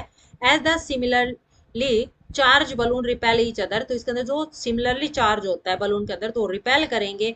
तो we can infer that similar यानी कि like charge repel each other, और both rubbing object and the rubbed object get charge but they acquired opposite kind of charge. अगर अपोजिट काइंड ऑफ चार्ज है तो उसके अंदर क्या होगा, वहां पे अट्रैक्शन होगा, यानी कि देयर अट्रैक्शन शो, इसका अट्रैक्शन दर्शाता है कि द अपोजिट काइंड यानी कि unlike of charge attract each other.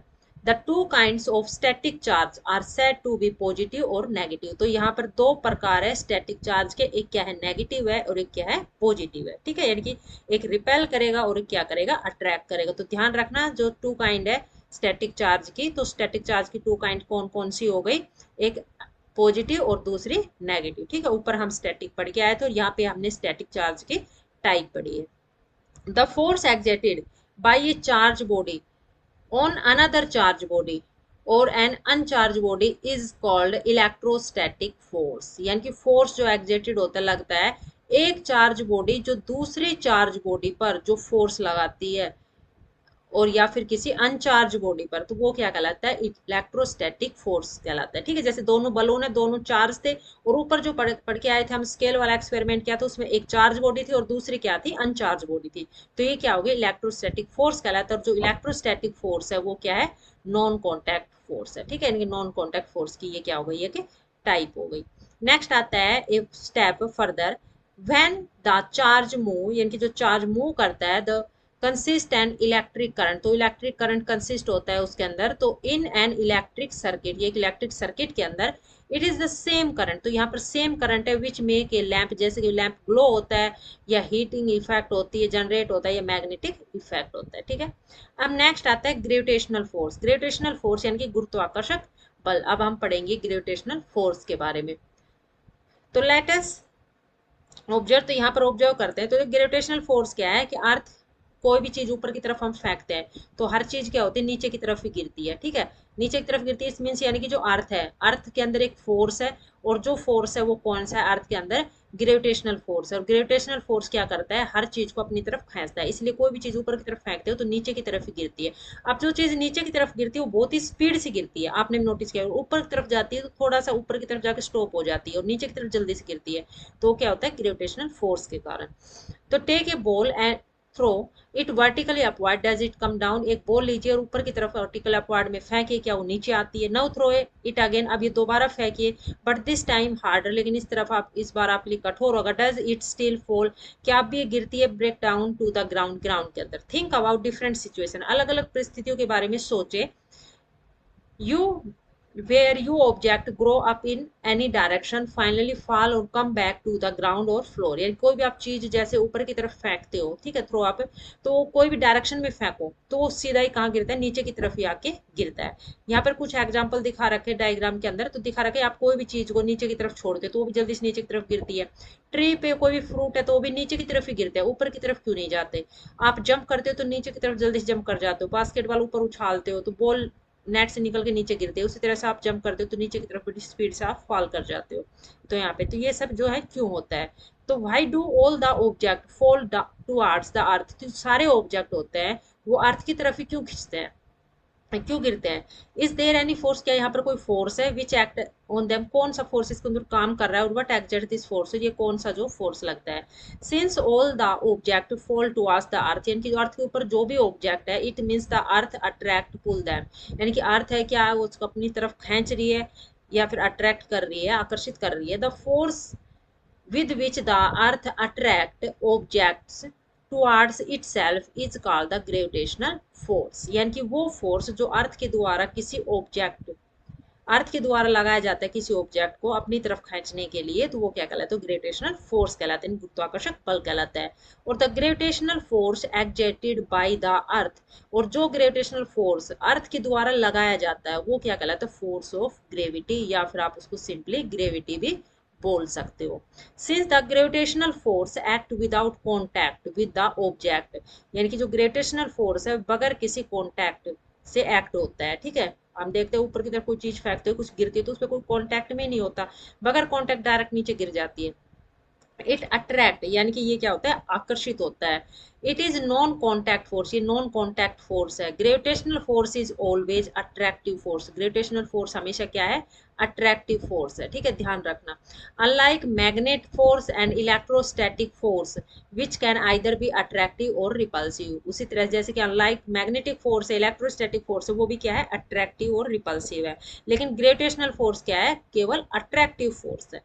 You might have noticed that when an object is dropped from a height, आपने नोटिस किया होगा जब किसी हाइट से आप किसी ऑब्जेक्ट को गिराते हो, नीचे की तरफ छोड़ते हो, तो it take a straight vertical path downward before touching the ground, कि ये स्ट्रेट वर्टिकली गिरता है। आप किसी ऑब्जेक्ट, जैसे यहाँ पर ऑब्जेक्ट है, आपने कुछ भी गिराया तो ये सीधा वर्टिकली गिरेगा, ठीक है, इसके अंदर नीचे जाके एकदम से यहाँ पे स्ट्रेट में ही गिरेगा, टेढ़ा मेढ़ा नहीं गिरेगा।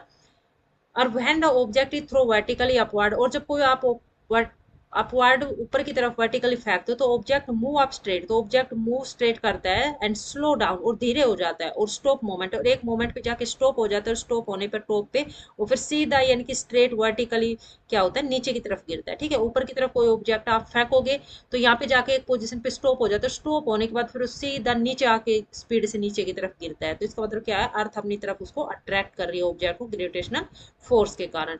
तो व्हाइल गोइंग अप, जब ऊपर की तरफ जाते हैं तो the speed of object goes on decreasing till the object come to a stop, कि जो ऊपर की तरफ कोई चीज फेंकते हैं तो उसकी स्पीड क्या हो जाती है, कम हो जाती है, ठीक है, ऑब्जेक्ट की, और वहां पर कम होने के बाद और फिर वो स्टॉप हो जाती है, रुक जाती है। It direction of motion change, और फिर उसकी डायरेक्शन ऑफ मोशन की वो चेंज हो जाती है, while come down the speed goes on increase, और फिर नीचे की तरफ आती है तो उसकी स्पीड क्या हो जाती है, इंक्रीज हो जाती है, बढ़ जाती है। इनके ऊपर की तरफ आपने फेंका, फेंकने के बाद एक स्टेप वहां पे जाके पॉइंट पे स्टॉप हो जाएगा, और स्टॉप होने के बाद उसकी डायरेक्शन क्या होगी, चेंज हो जाएगी, यानी कि नीचे की तरफ मुड़ के और नीचे गिर जाएगा फिर वो। तो यहाँ पे डायरेक्शन चेंज हो गई ना, जहाँ पे स्टॉप हुआ वहां पे नीचे गिरती है तो उसकी स्पीड होती है क्या हो जाती है, इंक्रीज हो जाती है यहाँ पे, और यहाँ पे जाती है तो स्पीड इसकी क्या होती है, ऊपर की तरफ जाती है तो डिक्रीज हो जाती है।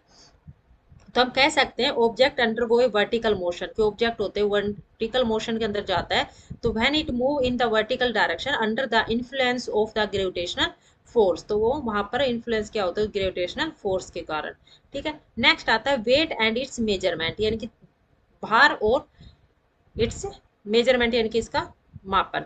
तो force with with which the earth pull और object towards itself is called the weight, यानी कि जो फोर्स अर्थ होती है, अर्थ के ऊपर कोई भी हम फोर्स लगाते हैं, पुश और पुल, यानी कि फोर्स होता है, with which the earth pull an object, earth किसी वस्तु को अपनी तरफ फोर्स लगा के खींचती है, ठीक है, तो वो क्या कहलाता है, उस ऑब्जेक्ट का वेट कहलाता है। ठीक, ऊपर से यानी कि कोई भी फ्रूट है नीचे की तरफ गिरा अर्थ के ऊपर, तो अर्थ ने उस ऑब्जेक्ट को अपनी तरफ खींचा, तो जो खींचा ऑब्जेक्ट, तो वो ऑब्जेक्ट का क्या है, उसका वेट है, यानी कि उसने जितना जो फोर्स लगाया तो उसका क्या होगा, ऑब्जेक्ट का वेट हो गया। तो जब weight measure how strongly N object is pulled by the earth, जो वेट है वो किस तरह से यानी कि ज्यादा है ऑब्जेक्ट का, अर्थ ने जो अपनी तरफ खींचा, since the weight is a force, तो सिंस यानी कि वेट क्या है, एक तरह का फोर्स ही है। It is major by the same unit, इसको भी सेम यूनिट से मेजर किया जाता है, इनकी फोर्स की जो यूनिट होती है वही क्या होती है, एसआई यूनिट वर्क की, वेट की होती है। ठीक है, तो न्यूटन क्या है, वेट की भी एसआई यूनिट क्या होगी, न्यूटन ही होगी, और फोर्स की भी एसआई यूनिट क्या होती है, न्यूटन ही होती है। ठीक है, यानी कि दोनों की जो एसआई यूनिट क्या होगी, न्यूटन है। Let us now try find out it if the earth pull every object with equal, तो चलो पता करते हैं कि जो अर्थ है वो सभी वस्तुओं को अपनी तरफ इक्वली खींचती है क्या। ठीक है, यानी कि ऊपर से कोई भी चीज खींचती है तो क्या इक्वली अर्थ अपनी तरफ खींचती है, बराबर में खींचती है क्या। तो एक्टिविटी दे रखी है यहाँ पे, तो एक्टिविटी के अंदर आपको बता रखा है कि आपको एक जो स्प्रिंग लेनी है। ठीक है, तो स्प्रिंग इस तरह से आपने भी अपने घरों में देखा होगा, जो स्प्रिंग का जो मेजरमेंट होता है करने के लिए, तो उसके अंदर जितना जो हैवी होगा तो स्प्रिंग उतनी नीचे ही खींचती चली जाएगी। ठीक है, जो ऑब्जेक्ट हैवी होगा अगर कम होगा तो कम खींचेगी। तो यहाँ पर बता रहा है कि टेक ए स्प्रिंग, एक स्प्रिंग लेनी है, एंड फ्यू ऑब्जेक्ट, कुछ ऑब्जेक्ट लेने हैं अलग अलग मास के, मास मतलब द्रव्यमान, such as a pencil box, जैसे पेंसिल बॉक्स ले लिया, टिफिन बॉक्स या स्मॉल जो स्टोन पत्थर ले लिया। अब hang one end of the spring from a nail, अब एक एंड है स्प्रिंग का वो नेल के ऊपर टांगना है। ठीक है, यानी कि जो कील के ऊपर यहाँ पे इस तरह से दिखा रखा है, और दूसरे जो एंड है वहां पर आपने जो ऑब्जेक्ट लिया है उसको हैंग करना है स्प्रिंग पे। डज द स्प्रिंग स्ट्रेच, अब जो आपको देखना है जो स्प्रिंग हो रही है वो खिंच रही है क्या। ठीक है, यानी कि खिंचाव हो रहा है, और खिंचाव हो रहा है तो कितना खिंचाव हो रहा है आप देख सकते हो, यहाँ पे ज्यादा स्प्रिंग खिंच रही है, यहाँ पे कम खिंच रही है, इसका मतलब इसका जो वेट है वो ज्यादा है, इसलिए ज्यादा खिंच रही है। Now hang the other object one by one and notice the stretch in the spring each time, is the stretch cause by each object the same. अब आपको नोटिस करना है हर एक एक ऑब्जेक्ट को, ठीक है, वन बाई वन करके हर ऑब्जेक्ट को आपको स्प्रिंग पे लटकाना और देखना कितना जो स्ट्रेच हो रहा है, फिर नोटिस करना है कि इसका जो क्या कारण है, क्या सभी पे सेम हो रहा है या अलग हो रहा है खिंचाव स्प्रिंग के अंदर। तो when object is hung from a spring the spring stretch due to the force apply on the object by earth. अब आप नोटिस करोगे कि जो आपने हंग किया है, ठीक है, इसके अंदर तो हम देखते हैं कि जब ऑब्जेक्ट को जब स्प्रिंग के ऊपर लटकाया जाता है तो जो स्प्रिंग होती है वो खिंचती है, तो किसके कारण खिंचती है, कि जो अर्थ है, अर्थ के द्वारा जो फोर्स लगाया जाता है ऑब्जेक्ट के उसके कारण खिंचती है, कि जो ये अर्थ है ठीक है, इसके अंदर तो अर्थ के अंदर क्या होता है, ग्रेविटेशनल फोर्स होता है। अब ग्रेविटेशनल फोर्स अर्थ के अंदर, तो ग्रेविटेशनल फोर्स के थ्रू वो क्या करेगी, ऑब्जेक्ट को अपनी तरफ खींचेगी, तो ऑब्जेक्ट को अपनी तरफ यानी कि पुल करेगी, ये वाले ऑब्जेक्ट को, तो ऑब्जेक्ट को अपनी तरफ पुल करेगी, तो जितना हैवी ऑब्जेक्ट होगा उसको तो अपनी तरफ उतना ज्यादा यानी कि खींचेगी, तो खींचने के बाद जो स्प्रिंग है वो भी क्या होगी, नीचे की तरफ आती चली जाएगी। तो यहाँ पे तो इसमें जो स्प्रिंग है वो स्ट्रेच हो रही है किसके कारण, जो फोर्स अप्लाई हो रहा है अर्थ के द्वारा, यानी कि अर्थ जो ऑब्जेक्ट ऊपर फोर्स अप्लाई कर रही है उसके कारण जो स्प्रिंग है वो खींच रही है। तो वी फाइंड दैट, तो हम पता कर सकते हैं कि this stretch cause in the spring in different of different object, यानी कि अलग अलग ऑब्जेक्ट के में अलग अलग जो स्प्रिंग होती है वो खींचती है अलग अलग तरह से। ठीक है, देखो तीनों के यहाँ पे दोनों में अलग अलग खींच रही है, यानी कि ये ऑब्जेक्ट अलग है, ये ऑब्जेक्ट अलग है, तो यहाँ पे जो स्प्रिंग है वो ज्यादा खींच रही है और यहाँ पे कम खिंचाव आ रहा है स्प्रिंग के अंदर। तो दिस इंडिकेट्स, ये दर्शाता है कि that the earth pull different object with different force, कि इससे ये पता चलता है कि जो अर्थ होती है अलग अलग ऑब्जेक्ट पर अलग अलग फोर्स अप्लाई करती है। तो weight of different object of different, यानी कि अलग अलग ऑब्जेक्ट का जो वेट है वो भी अलग अलग होता है। तो we use the spring to measure the weight of an object, तो क्या हम स्प्रिंग का यूज कर सकते हैं किसी भी ऑब्जेक्ट का वेट मेजर करने के लिए। तो इस स्टेप फर्दर कि spring balance is a simple device use to measure weight, जो स्प्रिंग बैलेंस है वो क्या है, एक सिंपल डिवाइस है जो ऑब्जेक्ट का जो वेट मेजर करने के लिए, ठीक है। तो वेट भी क्या है, एक फोर्स है, क्योंकि दोनों का ऐसा ही यूनिट क्या है, न्यूटन है।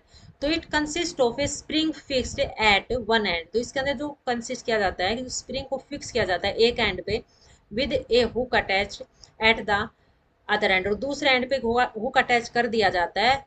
When we hang an object from the hook the springs का, जब हम हुक के ऊपर कोई ऑब्जेक्ट को लटकाते हैं जो स्प्रिंग होती है वो क्या होती है, स्ट्रेच होती है, खिंचाव में आती है। And the amount of stretching gives the weight of the object, और जितनी अमाउंट ऑफ स्ट्रेच होगी यानी कि जो वेट है ऑब्जेक्ट का उतना ही ज्यादा होगा।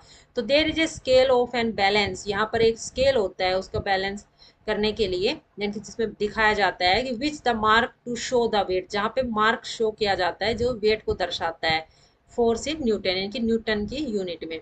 Usually price there is also another scale, और उसके साथ ही दूसरा भी जो स्केल होता है जो शो करता है इनकी कोरोस्पॉन्डिंग वैल्यू ऑफ मास इन ग्राम, दूसरी तरफ वहाँ पे जो मास हो शो करता है जो ग्राम होती है जिसकी यूनिट।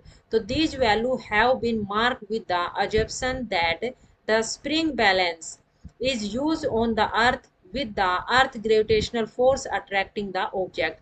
तो ये जो वैल्यू होती है ये मार्क की जाती है स्प्रिंग के ऊपर उसके बैलेंस को शो करने, तो जो बैलेंस होता है उसको जो दर्शाता है उसके लिए प्रयोग की जाती है। तो अर्थ होती है, तो अर्थ के अंदर क्या होता है, ग्रेविटेशनल फोर्स होता है। तो अर्थ ग्रेविटेशनल फोर्स है, तो ग्रेविटेशनल फोर्स के कारण जो ऑब्जेक्ट को अपनी तरफ क्या करती है, अट्रैक्ट करती है।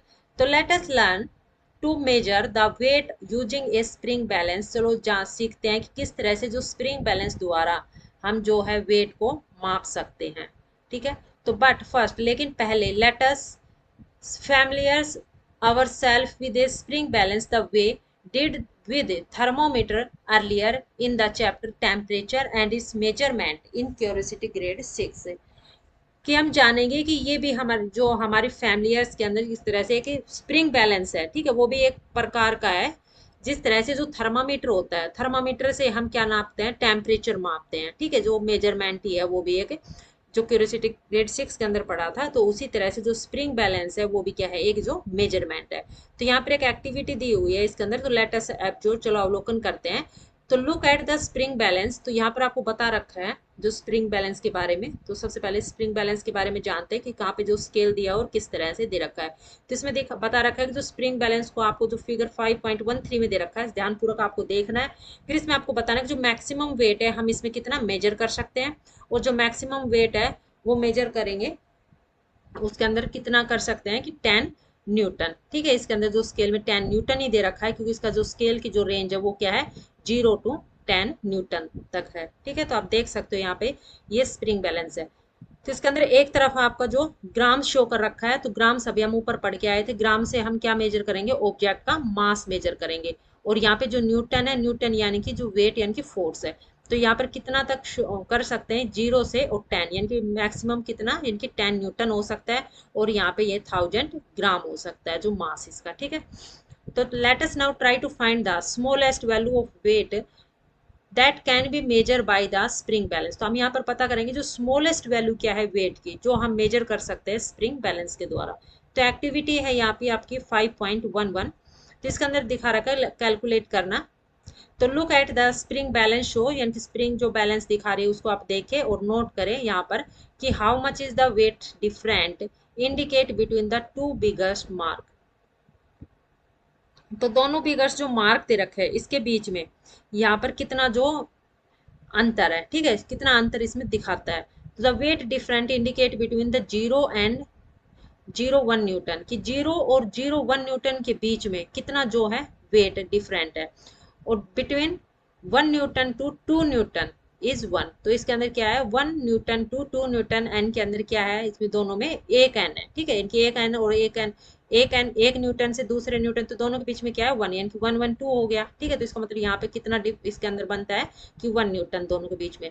तो हाउ मैनी डिवीजन, तो कितने इसके अंदर अब डिवीजन है, यानी कि जो स्मॉलर मार्क्स दे रखे हैं दोनों के बीच में, दो बिगर्स जो मार्क है इसके अंदर, जिस तरह से आप क्लॉक में देखते हो ना कि 5 जो आपके स्केल में भी होता है।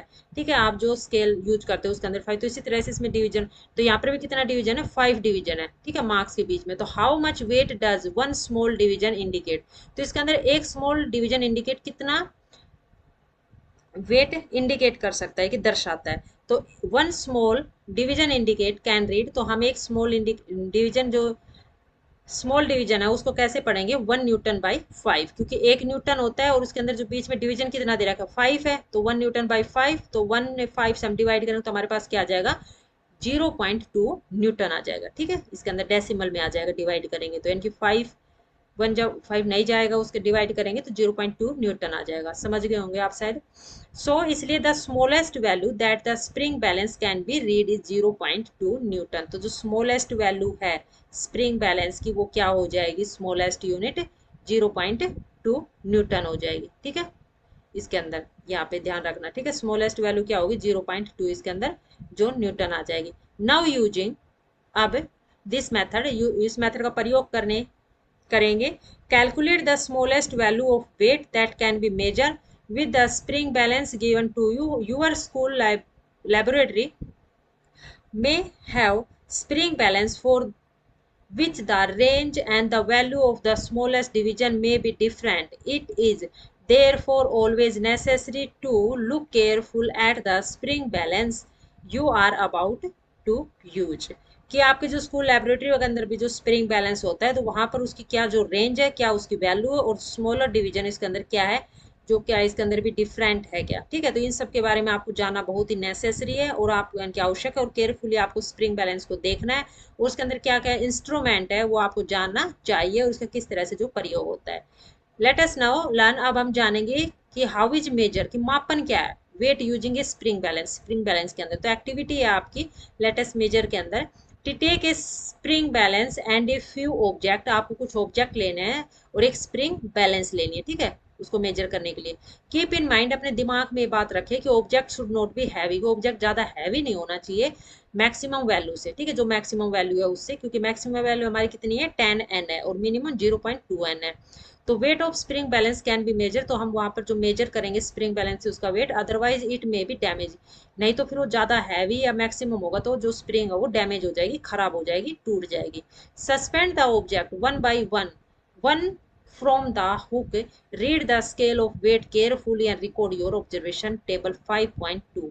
आपको यहाँ पे सस्पेंड करना है ऑब्जेक्ट को, एक एक करके सारे ऑब्जेक्ट को स्प्रिंग के अंदर जो मेजर करना है वो फिर आपको रीड करना है, ध्यान पूर्वक आपको देखना है, ऑब्जर्वेशन करना है कि उसका जो है वेट है वो कितना आया है। वो जो आपकी टेबल दे रखी है 5.2 यानी कि measuring weight using a spring balance, इसके अंदर आपको लिखना है जो पेंसिल बॉक्स ऑब्जेक्ट है उसका कितना वेट है न्यूटन के अंदर। ध्यान रखना यहाँ पर आपको यूनिट जरूर लगानी है न्यूटन के अंदर। ठीक है, उसी तरह से पार्शियल जो फिल्ड वाटर बॉटल है उसका क्या यूनिट वेट आया है, आपका जो लंच बॉक्स है उसका जो क्या आया, आपकी नोटबुक है, इस तरह से आप और भी इसके अंदर जो ऐड कर सकते हो। तो you can repeat activity 5.10 and 5.12, आपको एक्टिविटी 5.10 और 5.12 है उसको रिपीट करना है। और फिर जो मास स्केल शो, जो मास स्केल दिखा रखा है इसके अंदर है कि एक तरफ वेट की दूसरी तरफ अपोजिट के अंदर मार्क्स दिखा रखा है, तो लेफ्ट साइड के अंदर स्प्रिंग बैलेंस में, तो वहां पर आपको मास भी ऑब्जेक्ट का क्या करना है मेजर करना है। ठीक है, step further, the mass of an object can be measure indirectly by measuring its weight, कि ऑब्जेक्ट का जो मास होता है वो मेजर किया जाता है इनडायरेक्टली बाई उसके वेट के मेजर से। ठीक है, इनकी वेट जो मेजर किया जाता है उसके इनडायरेक्टली मास को मेजर किया जाता है, और बाई कंपेयरिंग इट्स वेट्स, और इसके वेट से कंपेयर किया जाता है with the weight of an object, जो ऑब्जेक्ट का जो वेट होता है वो कहलाता है उसका mass. Since weight of an object, किसी भी ऑब्जेक्ट का जो वेट है remain almost the same everywhere on the earth, यानी कि अर्थ के ऊपर प्रत्येक जगह सेम ही रहता है। So for all particle purpose, यानी सभी पार्टिकल परपोज के कारण it is acceptable to weight and object to find it mass, its mass, कि एक्सेप्टेबल किया जाता है, जो वेट होता है किसी भी ऑब्जेक्ट का वो किससे पता किया जाता है, उसके मास से पता किया जाता है, कि जितना उसका द्रव्यमान होता है उसके अकॉर्डिंग उसका जो वेट होता है। तो as we have learn early, यानी कि हमने पहले भी पढ़ा है कि chapter material around us curiosity grade 6 के अंदर, कि मास की जो अमाउंट होती है, mass is the amount of matter is an object and in measure in gram, कि इसको किस में मेजर किया जाता है, ग्राम में मेजर किया जाता है या फिर उसको किलोग्राम में। It's value remain same at everywhere, उसकी जो वैल्यू होती है वो सेम ही रहती है प्रत्येक प्लेस पे। Weight on the other end, दूसरी तरफ जो वेट होता है इज द ग्रेविटेशनल फोर्स, ये क्या है, ग्रेविटेशनल फोर्स है। विद विच द अर्थ, यानी कि अर्थ के ऊपर, यानी कि अर्थ में ग्रेविटेशनल फोर्स होता है जो ऑब्जेक्ट को क्या करती है, पुल करती है। तो जो gravitational force can very can vary very slightly from place to place on the earth and can be very different on different planet. Weight can change but mass does not, कि जो अर्थ के अंदर ग्रेविटेशनल फोर्स होता है, तो gravitational force के through जो object को अपनी तरफ जो खींचती है, तो जो ग्रेविटेशनल फोर्स होता है कई जगह पर बहुत कम होता है, ठीक है, यानी कि ग्रेविटेशनल पूरे अर्थ के ऊपर होता है, तो कुछ जो प्लेनेट होता है वहां पे जो ग्रेविटेशनल फोर्स होता है कि नहीं होता इसके अंदर, तो अर्थ के ऊपर थोड़ी सी जगह में थोड़ा सा डिफरेंट होता है कि स्लाइटली, बहुत ही ना के बराबर, जैसे थोड़ा अंतर होता है ग्रेविटेशनल फोर्स में। तो and can be very different on different planet, अलग अलग प्लेनेट पे अलग अलग होता है, ठीक है, वहां पे। तो वेट है वो चेंज हो सकता है लेकिन मास डज नॉट, लेकिन मास चेंज नहीं होगा, यानी कि कहना चाह रहा है मेन पॉइंट कि वेट अलग हो सकता है लेकिन मास है वो एवरी प्लेस पर सेम रहेगा, ठीक है, कि mass does not change but weight change. तो यहाँ पर आपकी एक टेबल भी दिखा रखी है इसके अंदर एक स्टेप फर्दर, कि gravitational force of different planet on an object is different, अलग अलग प्लेनेट पर जो ग्रेविटेशनल फोर्स है वो क्या है, डिफरेंट है। दस the weight of an object is different, इसलिए जो वेट है ऑब्जेक्ट का वो भी क्या होगा, डिफरेंट होगा, ठीक है, डिफरेंट प्लेनेट पर। जैसे फिर यहाँ पे दिखा रखा टेबल में कि प्लेनेट है, मास ऑफ ऑब्जेक्ट और वेट ऑफ एन ऑब्जेक्ट। तो अर्थ के ऊपर जो मास है ऑब्जेक्ट का वो क्या 1 किलोग्राम है, लेकिन जो वेट क्या होगा 10 न्यूटन होगा।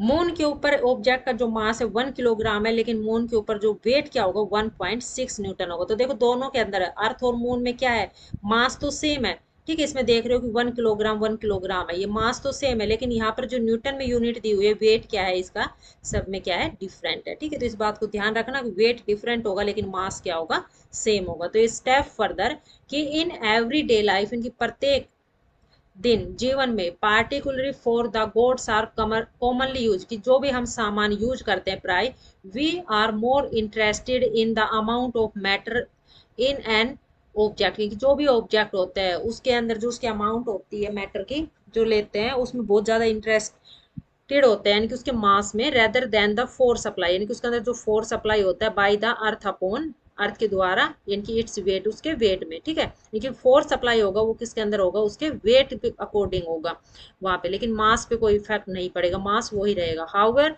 while the unit of mass are used, जो यूनिट ऑफ मास की जो हम यूज करते हैं instead of the term mass, तो and the term weight is typical use, और जो वेट होता है वो टिपिकली हम उसका प्रयोग करते हैं। फॉर एग्जाम्पल के लिए जैसे कि हम कहते हैं कि wait of the wheat bag का जो वेट है वो क्या है, 10 किलोग्राम है।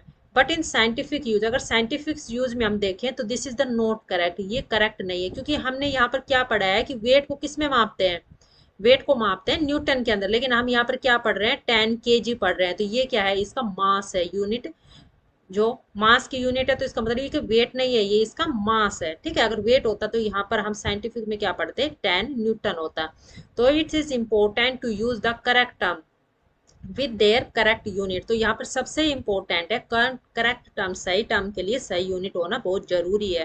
तो even if every day language is more casual, तो इसलिए जो लैंग्वेज है प्रत्येक दिन बहुत ही कैजुअल होती जा रही है, ठीक है। अब नेक्स्ट लास्ट टॉपिक आता है हमारे चैप्टर का, फ्लोटिंग एंड सिंकिंग, यानी कि तैरना और डूबना। इसके अंदर while taking out water from a bucket filled with water using a mug, यानी कि जब हम पानी बकेट को पानी से यानी कि फुल भरते हैं तो उसमें से फुल भरी हुई मग निकालते हैं, तो डू यू नोटिस, आप क्या नोटिस करते हो, जो मग फील लाइटर, जो मग होता है वो लाइटर यानी कि हल्का फील होता है when it is inside water, जब पानी के अंदर होता है। तो let us try to understand, तो इसके बारे में चलो समझते हैं। कि एक्टिविटी है, लेट अस इन्वेस्टिगेट, कि टेक एम्प्टी प्लास्टिक बोतल, आपको एक प्लास्टिक बोतल लेनी है खाली, उसकी जो लीड हो क्लोजली टाइट कर देनी है आपने, ठीक है, उसकी जो कैप होती है उसको, इनकी लीड या जो कैप जो भी है टाइटली क्लोज कर देनी है, and bucket full of water, जो बकेट है वो फुल होनी चाहिए वाटर से। पुश द बोतल, आपको बोतल को पुश करना है वाटर के अंदर, ठीक है। इस बोतल है जैसे इस तरह, तो इसके अंदर आपको बोतल को ढकेलना है ताकि बकेट के अंदर जाए। लेकिन आप देखोगे, आप फील करोगे कि ये क्या है, अपवार्ड, ऊपर की तरफ ही होती जाती है, ठीक है, ऊपर की तरफ ही आती, नीचे की तरफ नहीं जा रही जो बोतल जो रिलीज हो। तो डज इट बाउंस अप, क्या does it bounce up, bounce मतलब होता है कि ऊपर की तरफ उछलना, ठीक है, ऊपर की तरफ ही आना। तो क्या ये ऊपर की तरफ ही आ रही है? You would have felt an upward push and the bottle bounce back to the surface of the water, यानी कि आप फील करोगे, महसूस करोगे जैसे आप उसको नीचे की तरफ धकेलते हो, बोतल क्या है, अपवर्ड, ऊपर की तरफ ही आ रही है और ऊपर की तरफ ही वो उछल रही है, ठीक है, नीचे की तरफ पानी में नहीं जा रही। दिस इंडिकेट्स, ये दर्शाती है कि water apply the force on the बोतल, की जो बोतल है, वाटर है यानी कि पानी क्या है, बोतल के ऊपर फोर्स अप्लाइड कर रहा है, फोर्स लगा रहा है, किस लिए, ताकि बोतल है वो ऊपर की डायरेक्शन में रहे। तो यानी कि जो पानी जो फोर्स लगा रहा है अपवार्ड की तरफ लगा रहा है, अपवार्ड डायरेक्शन में लगा रहा है, इसलिए जो बोतल है वो ऊपर की तरफ ही आ रही है। In fact all liquid apply similar force, इसी तरह जितने भी लिक्विड होते हैं सिमिलर फोर्स अप्लाई कर रहे हैं। द फोर्स अप्लाइड, यानी कि फोर्स है वो अप्लाइड हो रहा है बाई द लिक्विड, एक लिक्विड के द्वारा, ऑन एन ऑब्जेक्ट, एक ऑब्जेक्ट पे, in the upward direction, upward direction में, is known as the upthrust and buoyant force. ये क्या कहलाता है, अपथ्रस्ट या बियॉन्ड फोर्स कहलाता है, ठीक है, किसी भी लिक्विड के द्वारा ऊपर की तरफ यानी कि ऊपर डायरेक्शन में फोर्स अप्लाई करना। तो when an object is place in a liquid, किसी ऑब्जेक्ट को प्लेस करते हैं यानी कि लिक्विड के अंदर जो रखते हैं, तो gravitational force due to the earth act on it downward, downward, कि जो ग्रेविटेशनल फोर्स लगता है अर्थ के अंदर, तो अर्थ के अंदर जो ग्रेविटेशनल फोर्स होता है वो तो उसे अपने की तरफ यानी कि नीचे की तरफ खींचती है, ठीक है, लेकिन जो लिक्विड होता है वो जो फोर्स लगाता है उसको ऊपर की तरफ, इसलिए वो ऊपर की तरफ ही तैरती रहती है पानी में। But the beyond force is applied on it by the liquid in the upward direction. If the gravitational force is more than the beyond force, the object sink. यदि gravitational force ज्यादा हो जाए, ठीक है, जो किससे, बियॉन्ड फोर्स है, क्योंकि बियॉन्ड फोर्स कौन सा है कि जो वाटर लगाएगा, अगर उससे ज्यादा हो गया तो ऑब्जेक्ट क्या करेगा, पानी में डूब जाएगा, ठीक है, नीचे की तरफ आ जाएगा। और यदि if the two force are equal, अगर दोनों फोर्स से इक्वल हो गए तो ऑब्जेक्ट इज फ्लोज, तो ऑब्जेक्ट क्या करेगा, तैरेगा, ठीक है, यानी कि ग्रेविटेशनल फोर्स और बियॉन्ड फोर्स दोनों ही इक्वल हो जाते हैं तो पानी के अंदर ही जो ऑब्जेक्ट तैरने लगेगा। One of the factor on which the beyond force depend upon, तो इसके अंदर एक जो फैक्टर कौन सा है जो डिपेंड करता है, यानी कि बियॉन्ड फोर्स है वो डिपेंड होता है, is the density of the liquid, liquid की डेंसिटी पर भी, ठीक है, यानी कि लिक्विड की डेंसिटी पर भी डिपेंड करता है force. You will learn about density in a later chapter of this book, आप डेंसिटी के बारे में इस बुक में आगे जो चैप्टर में पढ़ोगे। तो स्टेप फर्दर आपको बता रखा है, इसी से रिलेटेड ही है ये भी, कि Archimedes a famous Greek scientist, Greek scientist था आर्किमेड्स, तो उसने डिस्कवर किया था कि वहन एक ऑब्जेक्ट फुली और partially immerse in a liquid, किसी ऑब्जेक्ट को फुली या पार्सली इमर्ज किया जाता है लिक्विड के अंदर, तो it experience as upward force, तो उसके ऊपर क्या लगता है, ऊपर की तरफ फोर्स लगता है, ठीक है, और which is equal to the weight of the liquid, और जो वेट ऑफ लिक्विड के इक्वल होता है, ठीक है, is displace, this is known as the Archimedes principle, और इसी को क्या कह दिया गया कि आर्किमेड प्रिंसिपल कहा जाता है, ठीक है, क्योंकि जो साइंटिस्ट था उसका नाम भी यही था और उसी के ऊपर इसका जो प्रिंसिपल नाम दे दिया गया। If the weight of an liquid displace by an object is smaller, यदि जो वेट है लिक्विड का वो डिस्प्लेस्ड होता बाई ये ऑब्जेक्ट के अंदर स्मॉलर, ठीक है, स्मॉलर किससे, then the weight of the object, object के वेट से, तो जो ऑब्जेक्ट विल सिंक, तो ऑब्जेक्ट है वो क्या करेगा, लिक्विड के अंदर डूब जाएगा। और if the weight of the liquid displace is equal, अगर इक्वल होगा ऑब्जेक्ट का वेट इक्वल से, तो उसके अंदर जो ऑब्जेक्ट क्या करेगा, तैर जाएगा लिक्विड के अंदर, ठीक है।